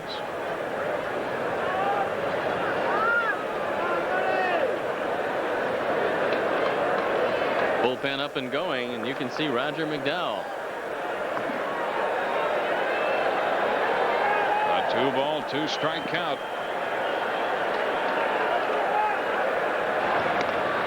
Over to first. Smith back in. Ryne Sandberg, who has been red hot, is at the plate. He's at over 400 for the last 2 weeks now. Low and outside for ball 3, and we have a full count now with Smith at first and Walton at third. They bunch. Well, how about now? I would assume that he'd be going. They bunch Rhino up the middle, so he's got room if he either drives the ball into right field or pulls the ball. There's a big gap between Johnson and Elster on the left side. Both Elster and Jeffries playing Rhino very close to the bag at second. The 3-2. He's not going, and there's ball 4, too low. So the Cubs staying put with Smith at first, and now on the walk to Sandberg. The bases are loaded with nobody out. And Andre Dawson coming up. And a trip to the mound now for Mel Stottlemyre. Well, Darling, who was coasting right along until he gave up the home run to Dunston in the 5th inning, has run into trouble here in the 6th. You know, we mentioned at the beginning of the inning, Dwayne, and pitchers don't forget when they make a stupid mistake. And many times, if they're not careful, they will take it with them to the mound in the next inning. Darling in all kinds of trouble right here, especially with the walk to Sandberg. Not much you can do about the bunt by Dwight Smith. That was just a heads-up play. But you've got to be able to retire Sandberg if you're on the mound, because then you're just a double play away from getting out of the inning. Now he could be facing a potentially disastrous situation with Andre coming up. Andre's grounded into a double play and has struck out. Steps in a tie ball game. They're loaded with nobody out. Darling to the plate, and a big swing and a miss by Andre Dawson. Strike 1. All things considered, the Mets have usually tried to keep the fastball in on Andre Dawson early in the count. Then they've gone away with the breaking ball low and away and out of the strike zone. Dawson making his first start since being reactivated yesterday. Fouls this one back. He had a good cut. 2 strikes the count. Andre with a homer this year against the Mets. That one coming off Ron Darling, the 300th of his career. Came into the game batting .357 off New York pitching. Now Ron Darling, who has 4 wild pitches this year, likely to put Mackey Sasser to the test. If he wastes one low and away, Sasser might have to block it in the dirt. There's a high fly ball back into left. Mazzilli backs up to make the catch. The tag by Walton. He will score. The throw's into second, and the Cubs take a 3-2 lead. Dwight Smith moves over to third as Walton crosses the plate. That's the 100th career RBI for Dawson against the Mets. And the Cubs take a 3-2 lead as Andre drives in his 20th run of the year with a sacrifice fly to left. Andre gets the job done. Darling throwing a breaking ball off speed pitch out away from Dawson, but he gets it a little too high, and Andre hits it to the right man. Lee Mazzilli doesn't throw very well, and all he can do is get it back into second base. So the Cubs grab the lead 3-2. Here's Damon Berryhill 0 for 2 tonight. Taking one low and inside. Ball 1. Damon opened the night 5 out of 15 against New York this year. Well, Andre back in the starting lineup since May the 5th. Drives in the go-ahead run with a fly ball here in the 6th inning. Best arm in the outfield belongs to Darryl Strawberry in right field, but he takes some time to deliver the ball. On a medium depth fly ball, however, it will be a good contest. The wheels of Dwight Smith in the arm of Strawberry.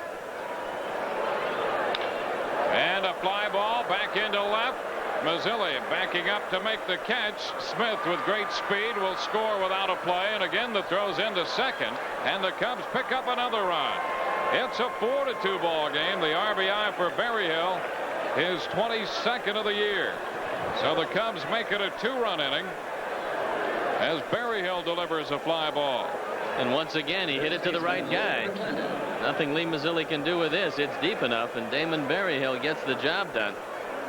Remember, the good clubs are not going to hit that ground ball in sacrifice fly situations. Berryhill knew the job, and he went out and did it. and how important the bunt by Dwight Smith turns out to be on the heels of the double by Walton. Sets up the whole inning. Here's Lloyd McClendon. That's why you hear people around the game talk so much about the bunt and be so frustrated when people can't and don't do it. But Dwight Smith showing the Cubs something tonight. Dwayne, he's maximizing what he can do. He's very fast, but he doesn't have a whole lot of power, and he's making sure that with a right-hander on the mound, he's able to use that speed. McClendon, a wave and a miss, strike one. So the Cubs with 2 runs in the 5th, and now 2 more in the 6th inning.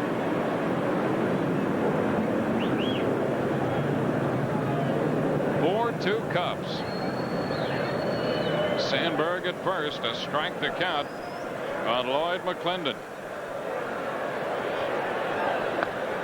Strike 2. McClendon walked and scored in the 5th inning. So the Cubs have taken advantage of the few opportunities they've had, cashing them both in the 5th and 6th innings. See if Don Zimmer wants to stay aggressive. 0-2, a good pitch to run. Rhino, pretty good runner at first base.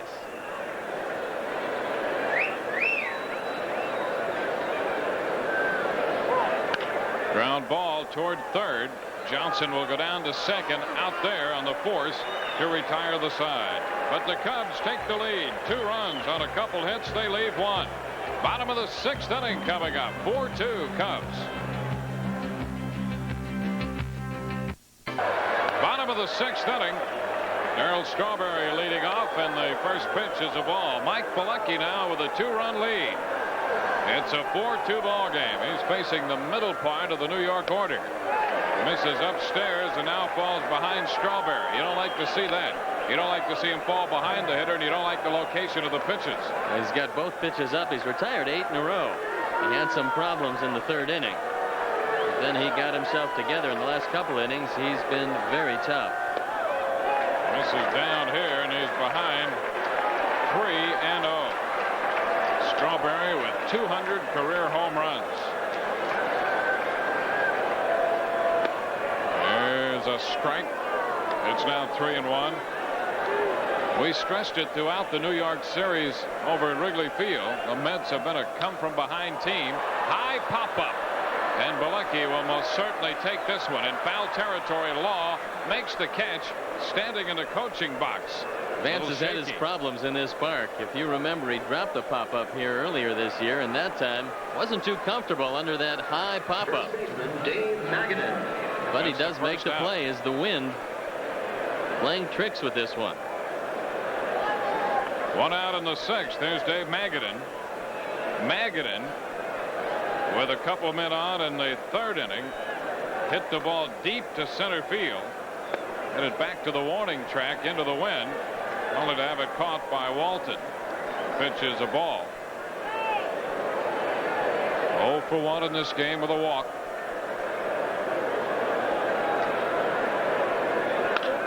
Line drive over Dunston's head for a base hit.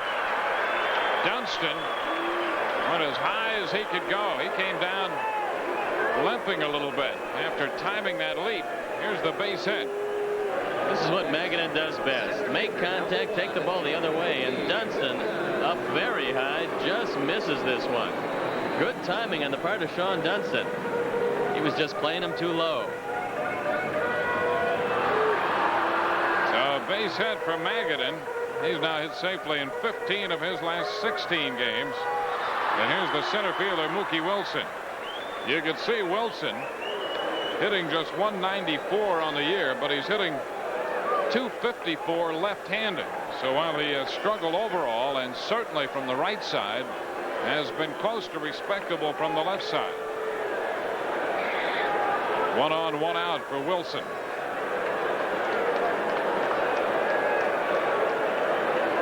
Nothing out of 2 in this game. He chases one there and misses. Strike 1. Wilson, throughout his career, has been susceptible to chasing pitches high, about eye high.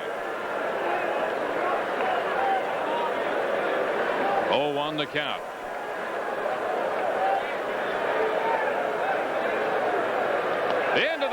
This ball bounces away from Berryhill back into the stands. A wild pitch uncorked by Mike Bielecki. That's the 4th charge to Bielecki this year. And this is as wild as you want to get. 56-foot fastball hit off the home plate umpire, Greg Bonet, and into the seats. So Magadan is now in scoring position. 1-1 to count on Wilson.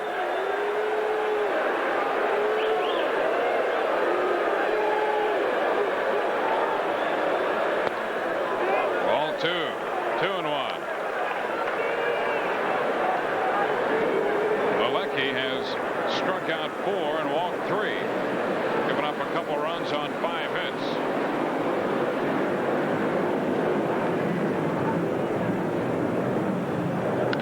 Ground ball right side for Sandberg. The throw to McClendon in time, and Magadan moves over to third. He's there with 2 outs. And now the wild pitch really hurts you because that was a tailor-made 2, and Bielecki's sitting on the bench watching his offense. Now he still has to contend with a man he's had trouble with, Mackey Sasser. Sasser singled in the first run of the ball game back in the 2nd. When Bielecki left a pitch out over the plate, he got ahead of Sasser 1-2. And Sasser stroked the pitch up the middle, lining it into center for an RBI single. He lined to second in the 4th. Mackey came up with San Francisco, could always swing the bat, but they had problems finding a place for him to play. Later went to Pittsburgh and now over here in New York. Bielecki misses high, ball 1. Mike Bielecki worked 6 innings his last time out against the Mets. Had a no decision in the 5-4 10-inning victory for the Cubs. Gave up 2 runs on 4 hits. He comes back with a strike here, and the count is 1-1. Bielecki 2 outs and a man at third into the 6th inning tonight.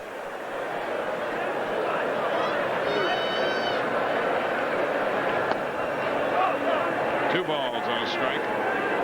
Dunston playing Mackey Sasser right up the middle, and Vance Law well off the line at third base. So they figure Sasser is going to pull Bielecki.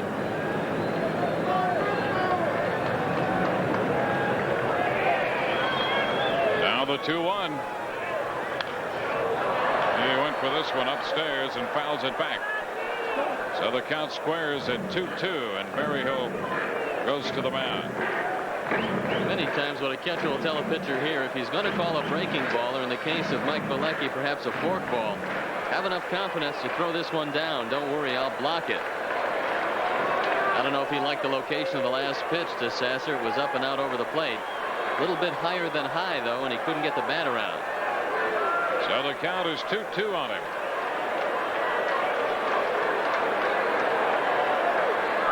And he got him. A swing and a miss. Sasser out on strikes to retire the side. No runs, a hit. Wild pitch and a man left. Through 6, Harry will be back in a moment with the Cubs leading 4-2. Hello again, everybody, with Steve Stone and Dwayne Stats. Harry Carey back at Chase Stadium. Here's Vance Law to lead it off. He struck out twice. The Cubs leading 4-2 as we go into the 7th. The big blow, a 2-run homer by Shawon Dunston.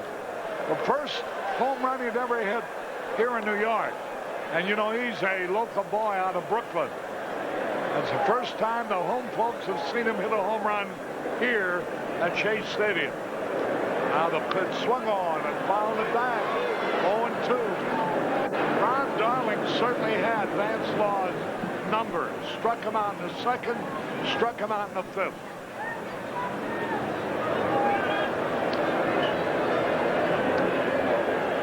To the count.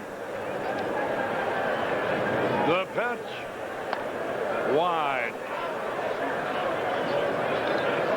Darling is due up second in the 7th inning, so this is a good chance that this will be his last inning, and the bullpen up and going for Dave Johnson. That evens a count 2-2. You know, Darling's average about 6 innings per start this year. 2 balls. balls, 2 strikes. Roger McDowell will be the next Met pitcher. Struck him out again. Boy, each time he's gotten Law, he's got him on an outside breaking ball. It looks like bad pitches, but he's found him. KKK reading across the score sheet. Last time we saw the Mets, Terry Leach was in their bullpen, but they traded Terry Leach to Kansas City for future considerations, a player to be named later, and they brought up David West from their minor league system. Here's Shawon Dunston. Pitch a little bit outside. He was robbed of an extra base hit on a sensational catch by Lenny Dykstra before Dykstra was ejected from the ball game. Then he hit the big home run. And the thing about that is the fact that he got a chance to hit with the pitcher Bielecki coming up next.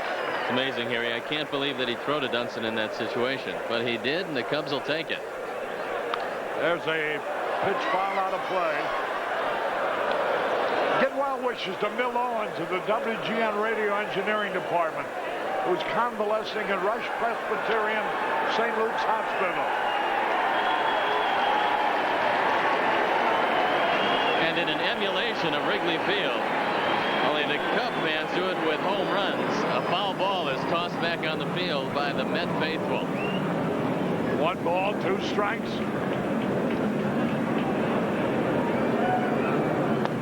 A little bit low and outside.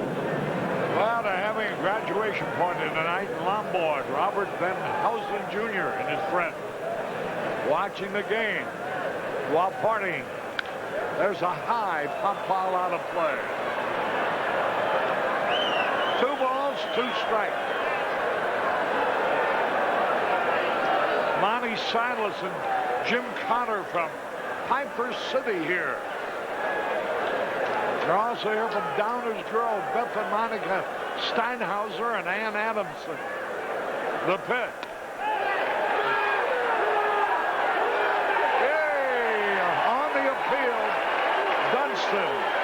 Is called out. First base umpire felt he had swung at the pitch. Frank Pulley said he swung. Sean throws the bat up in the air to convince Pulley that he really didn't go around. But Frank said he did. And Darling's probably wondering why he didn't do that to him since he pitched to him back in the 5th. Now the pitch. There's a high pop foul out of play. Looking ahead to the bottom of the 7th. It'll be Elster, a pinch hitter for Darling, and Lee Mazzilli.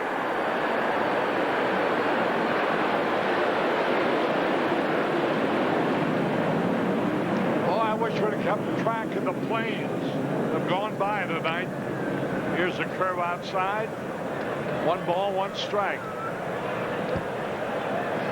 They're 0-0 Montreal at St. Louis in the 4th. 2 fine pitchers, Jose De Leon for the Cardinals, Mark Langston for Montreal.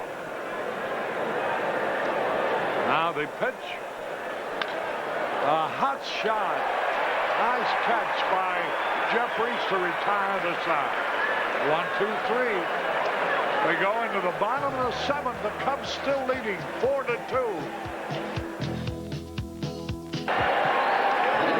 Carey back to the ballpark. We're going to the bottom of the 7th. Elster is leading it off. Kevin is 0 out of 2. Bill Maybach's boy, John, attends school at Villanova. Jeff McKnight in the on-deck circle. There's a pitch a little bit high. Wanting to be remembered a good friend in Chicago, Matt Pusatera of Burr Ridge, probably watching the game. There's a strike call. 1 ball, 1 strike.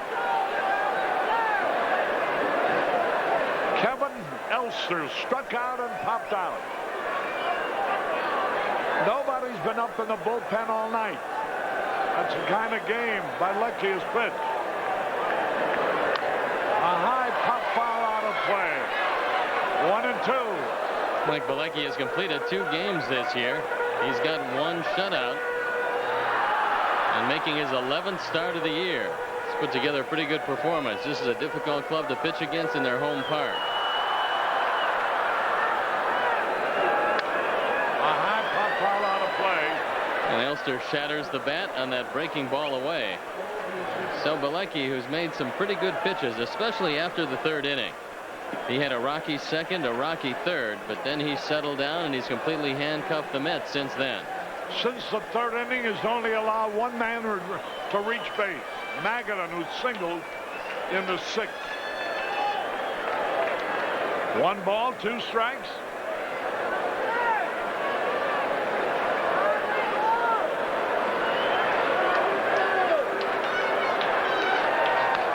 He had a cut of the fastball, and he fouled it back. If he can get that slider out away from Elster, he can get him. He got him that way in the second inning. Elster giving up on a slider. Let's see if he goes back out there one more time. The pitch. A high pop fly. Should be caught. Andre is there, and Dawson makes the catch. 1 man gone. And we're going to have a pinch hitter for Ron Darling.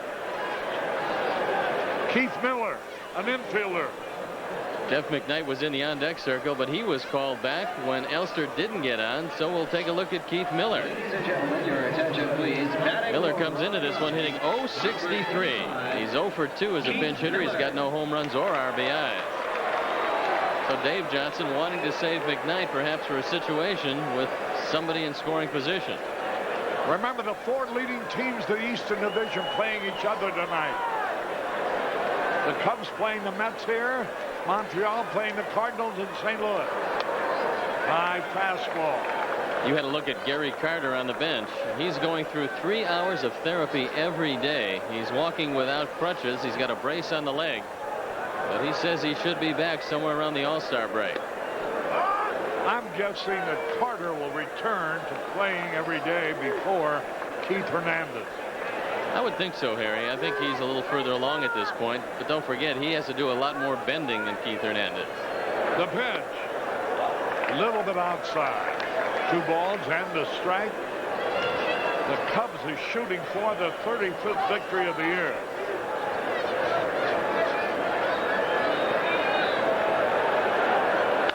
Base hit. Dunston knocks the ball down, but it's an infield hit. Miller singled off Dunston's glove. And that will bring up Lee Mazzilli. A tough cookie. Mazzilli pressed in action when Lenny Dykstra was kicked out of the ballgame. He's hitting .200 for the year with 2 homers and 5 RBI. Both of his home runs have come from the left side. Lee Mazzilli complaining before the game as you take a look at Mitch Williams up and throwing in the bullpen. Lee was saying he just hasn't had a whole lot of at-bats. Only 25 at-bats this year, and it's tough to stay sharp that way. And now to give a little time to Mitch Williams, Dick Pohl coming out to the mound to talk to Bielecki. The bullpen now is working out there. Dick Pohl talking to Mike Bielecki. It's Mitch Williams getting ready. You could almost have bet he'd be in this game before it was over. Well, I think Don Zimmer would love to have Bielecki go a little further into this game. You don't want to even think about a 2 1/3 or 2 2/3 inning save when you have a big 3-game series coming up, because you don't want to lose Mitch Williams. He wouldn't mind seeing him go an inning and a third or an inning and 2/3. But he wants Bielecki to get through this inning. This is a big inning for the Cubs and Mike Bielecki. Lee Mazzilli, 35-year-old veteran.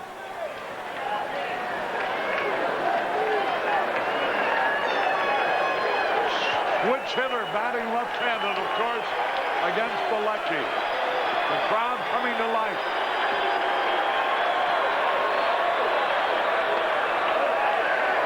A little bit low, ball 1. Mazzilli, a native son. Second go-around with the Mets.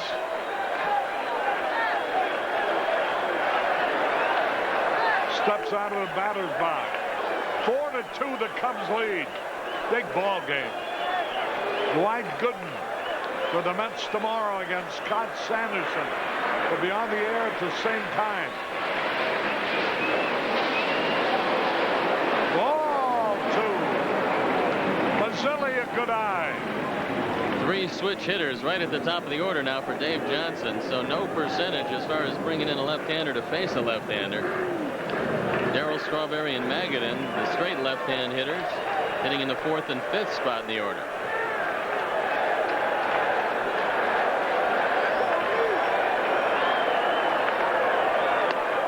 Ball 3. 3 balls and nothing. 1 out. Keith Miller, a good runner at first base. And here's Mazzilli. Greg Jeffries is next.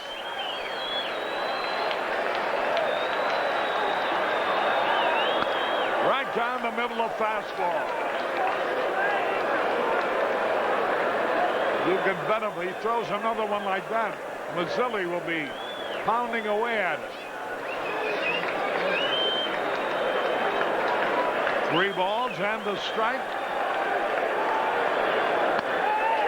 Walking ball 4. And that's going to be it as Don Zimmer comes out of the dugout. And we're going to see Mitch Williams coming into this one. The move has to be made because it's the second appearance. First Dick Paul came out. Now Don Zimmer comes out. And it's mandatory that the pitcher be taken out as a result. Nice game by Bielecki, but he's in trouble here. We'll have more for you following this message.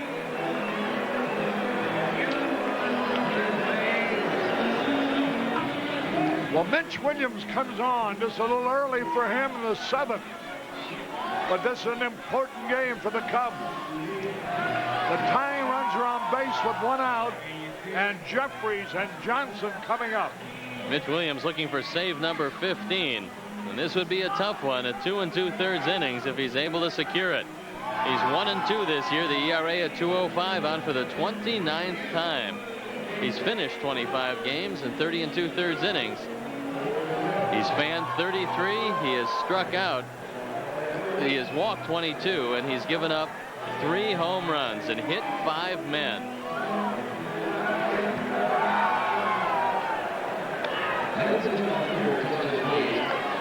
Other score.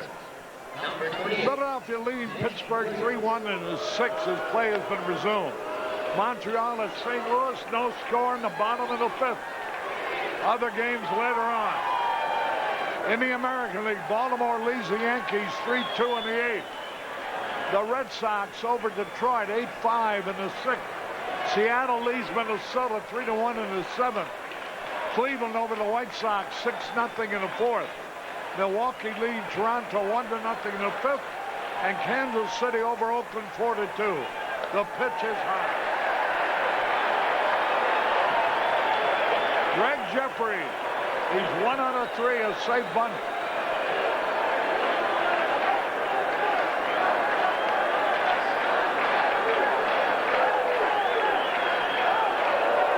Mitch Williams whirled around as if to try to pick off Keith Miller.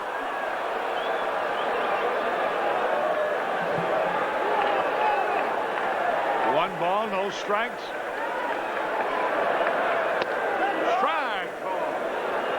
A ball and a strike. You can tell the Cubs have not been high on left-handed short relievers. The team record held by Darrell Knowles is 24. Willie Hernandez had 20. Williams has 14 in his first year as a Cub. Double play ball. Out at second base for 1. And around in the inning. A double play. 6-4-3.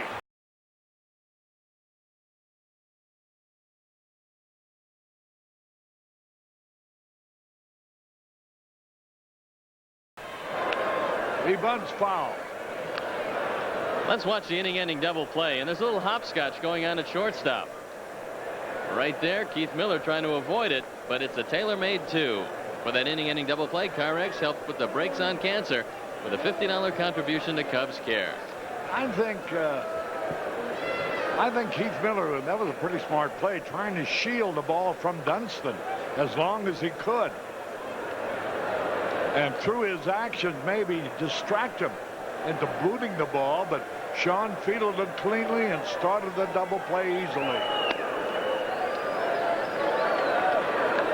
2 balls and a strike. Walton, who started the big 6th inning with that double to left center. Roger McDowell comes on at 1-5, 3.07 ERA, on for the 23rd time. Well, that evens it up 2-2. You know that Ron Darling hasn't beaten the Cubs in over 2 years. Last time he beat them was in '87. Yeah, at that time was a 23-10 score, and he got hit hard. 3 balls, 2 strikes. Boy, a little more insurance would really be what the good doctor ordered. Roger McDowell. Whoa, strike 3 call. He thought it was high and outside. Let's see that pitch again, huh? Arnie?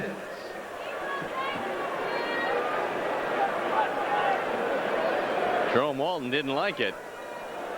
Might have been a pretty good hit pitch. the corner. Dave West now up and throwing in the bullpen for the Mets. 1 strike to nothing. Dwight Smith has beaten out 2 beautifully placed drag bunts, beating Ron Darling to the bag, getting the ball by him, forcing the second baseman or the first baseman to field it, and beating Darling, who is covering, to the bag. That evens the count. A ball and a strike. 1 man out.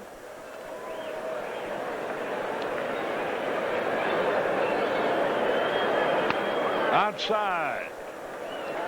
2 balls and a strike. Dwight Smith 2 out of 3. Hitting .372. Bouncing ball. Elster has it. Goes to first for the out. Here's Sandberg. He got a big base on balls in the 6th, filling the bases with nobody out. Yosh Kawana out of the clubhouse, talking to Domingo Ramos.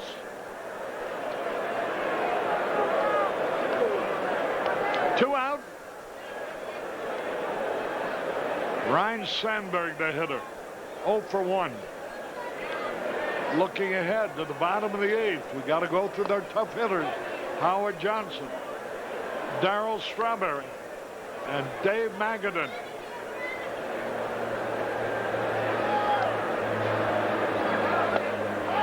Strike call. 1 ball, 1 strike. Roger McDowell out of Cincinnati, Ohio, which produces so many fine major league players. He lives and dies by the sinker. Bounces it foul, and the count 1-2. Roger said it took him about 2 years to win over some of the fans in the left field bleachers at Wrigley Field. He took all of their gentle abuse for a while, and now he's a big favorite out there. 1 ball, 2 strikes. A little tap. Magdan's got it. Over to first. Close play, but they get him. 1, 2, 3. We go in the bottom of the 8th. Cubs 4, Mets 2. Back at Shea Stadium, you recognize that guy, Bill Murray. He's here making another movie. Another big hit. Here we go. First pitch, a little bit low. Howard Johnson, Darryl Strawberry, and Dave Magadan in that order, facing Mitch Williams. First man becomes the key out. You want to face Darryl Strawberry, not representing the tying run of this one. Strike call. 1 ball, 1 strike. Mitch Williams got Jeffries a hit into an inning-ending double play in the 7th. There's Bill Murray. What a great guy. Nice hat shot, Arnie.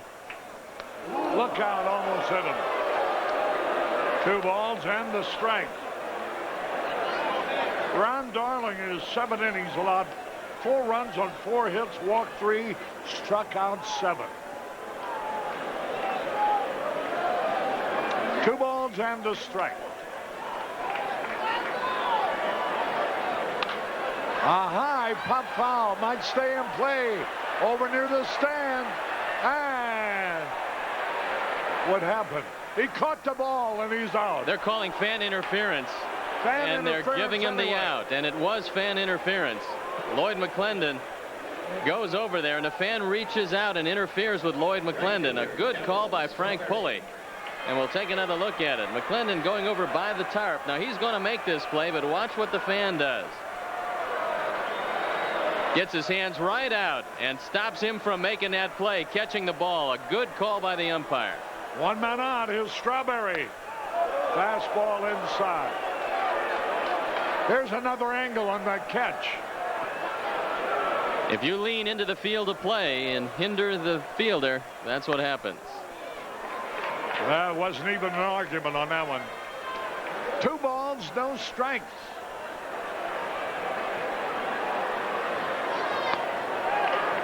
Strike called over the outside corner, a slider. 2 balls and a strike.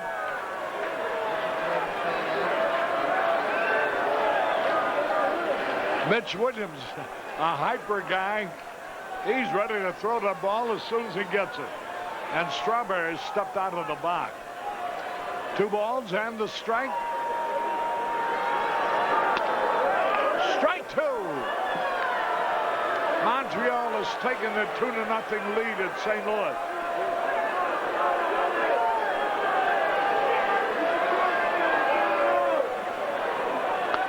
Strike him out! Strawberry is called out on strike. Looked like Darrell didn't want any part of the slants of Mitch Williams. He blew him away with a couple of fastballs, then threw a slider over the outside corner, and Darrell Strawberry never even offered. Berryhill sets up away. Did he slow up on that pitch a little bit? I think it was a slider, Harry, rather than a fastball. It wasn't near as fast, but Strawberry did not even get the bat off his shoulder. There's a Magada now. He's a good hitter. He's 1 out of 2 today. 1 ball, no strikes. The fervor of the crowd has died down appreciably after that strikeout. Ball 2. 2 balls, no strikes. Mookie Wilson is next.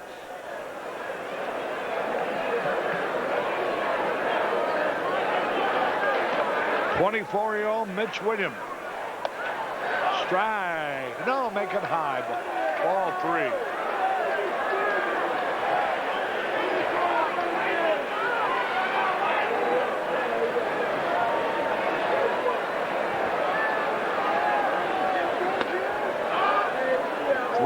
The count. Dave Magadan.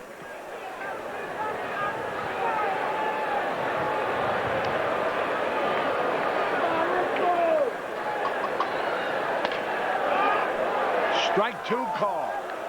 And the count is even, 3-2. That was a bullet of a fastball by Mitch Williams. Here it is now, 3-2. Struck him out. Magadan called out on strike. 1, 2, 3. At the end of 8, the Cubs 4, the Mets 2.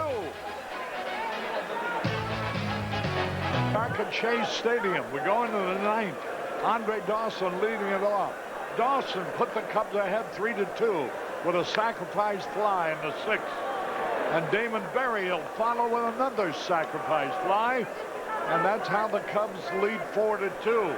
Their first 2 runs came on a dramatic home run by Shawon Dunston, hitting it against the wind over the left field wall at the 371-foot mark. First home run he's ever hit in his hometown of the New York area. 0-2. They'll have Sasser and Elster coming up in the ninth. He struck him out on a foul tip.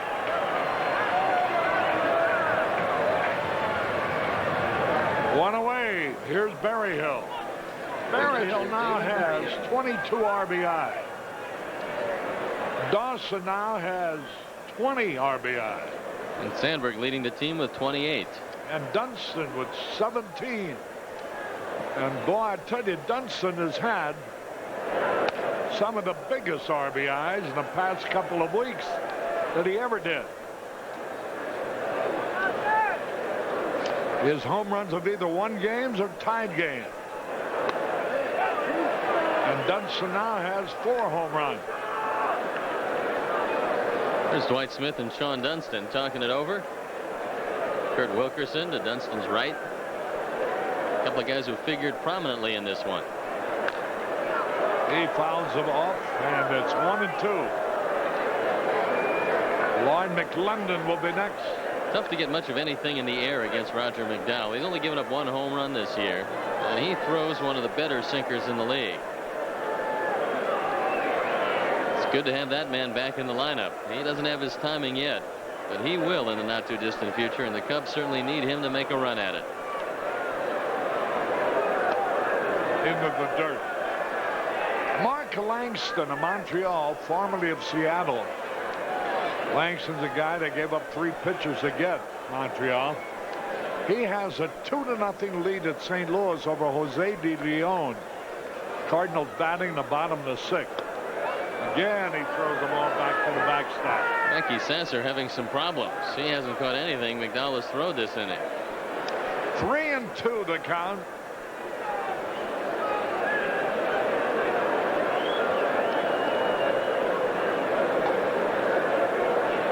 Roger McDowell fouls it back. 3-2. He's Scott Sanderson pitching against Dwight Gooden tomorrow night. He'll be on the air at 6:30 Chicago time. 3 balls, 2 strikes. Again, he had a good cut, fouled it back. And if the Cubs can hang on to this one, Mitch Williams will not only pick up his 15th save, but the Cubs would move 7-5 on their 14-game sweep through New York and St. Louis. They would be assured of at least 500, and that's exactly what they were shooting for when they started this sweep. There's a drive. Deep center field, going to be caught. Mookie Wilson is there.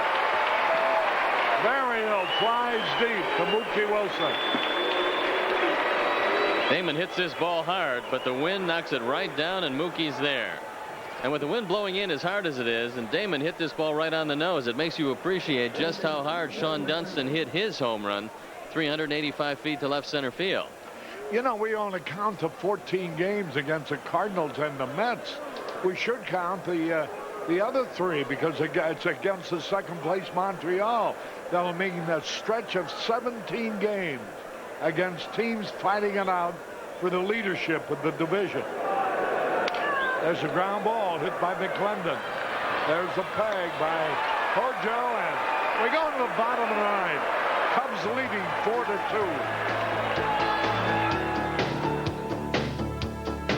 4-2. Very own Channel 9.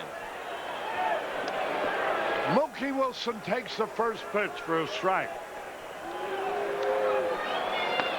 He had a cut. 0-2. You know, Mitch Williams has pitched a total of 32 in the 3rd innings, and he has 36 strikeouts as Mookie becomes the 36th. That's 3 strikeouts in a row. What an exhibition he's putting on before the folks in the Big Apple.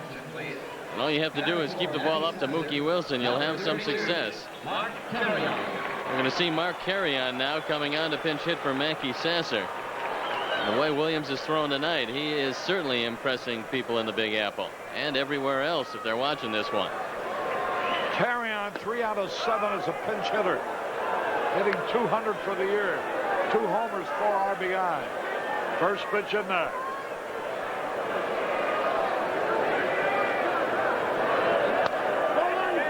Carrion's father, Camilo Carrion, was a major league catcher, caught for the White Sox, among other clubs. Mitch Williams tripped off the mound that time.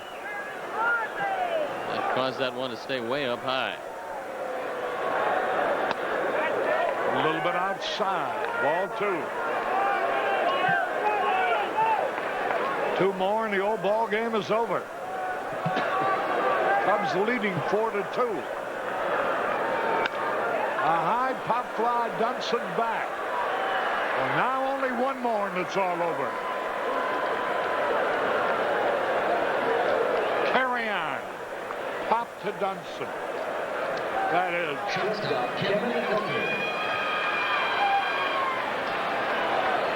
Mitch Williams' first effort in this ball game. 2 men on. 1 out when he came in. He got Jeffries to hit him a double play to end the 7th. Here is Elster now. Kevin Elster is 0 for 3. He is retired 6 men in a row, 7 if you count the other out in a double play. 2 balls, no strike. Barry Lyons in the on-deck circle, and Williams doesn't want to get to him. He wants to end it right here.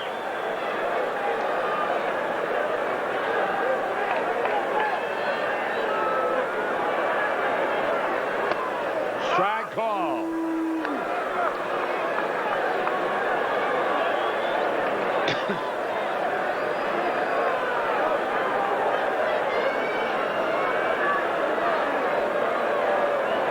He had a cut. All right, ended with a dramatic flourish with another strikeout, which would be his 4th.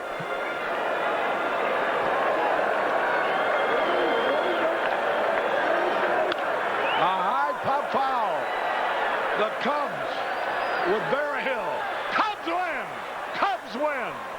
And the Cubs have won the first game of the series, beating the Mets 4-2. What a great ball game this one was to win. And everybody is congratulating everybody, and well they should. A great ball game, and the Cubs winning, and Shawon Dunston deserves a lot of credit, as does the entire batting order in that big 6th inning when Walton doubled, Smith singled, beating out a bunt. Sandberg filled the bases with nobody out. Dawson put him ahead with a sacrifice fly. Berryhill picked up the insurance with another one, and that's the story of the ball game as the Cubs beat the Mets 4-2. We'll be back with the totals and highlights in a moment.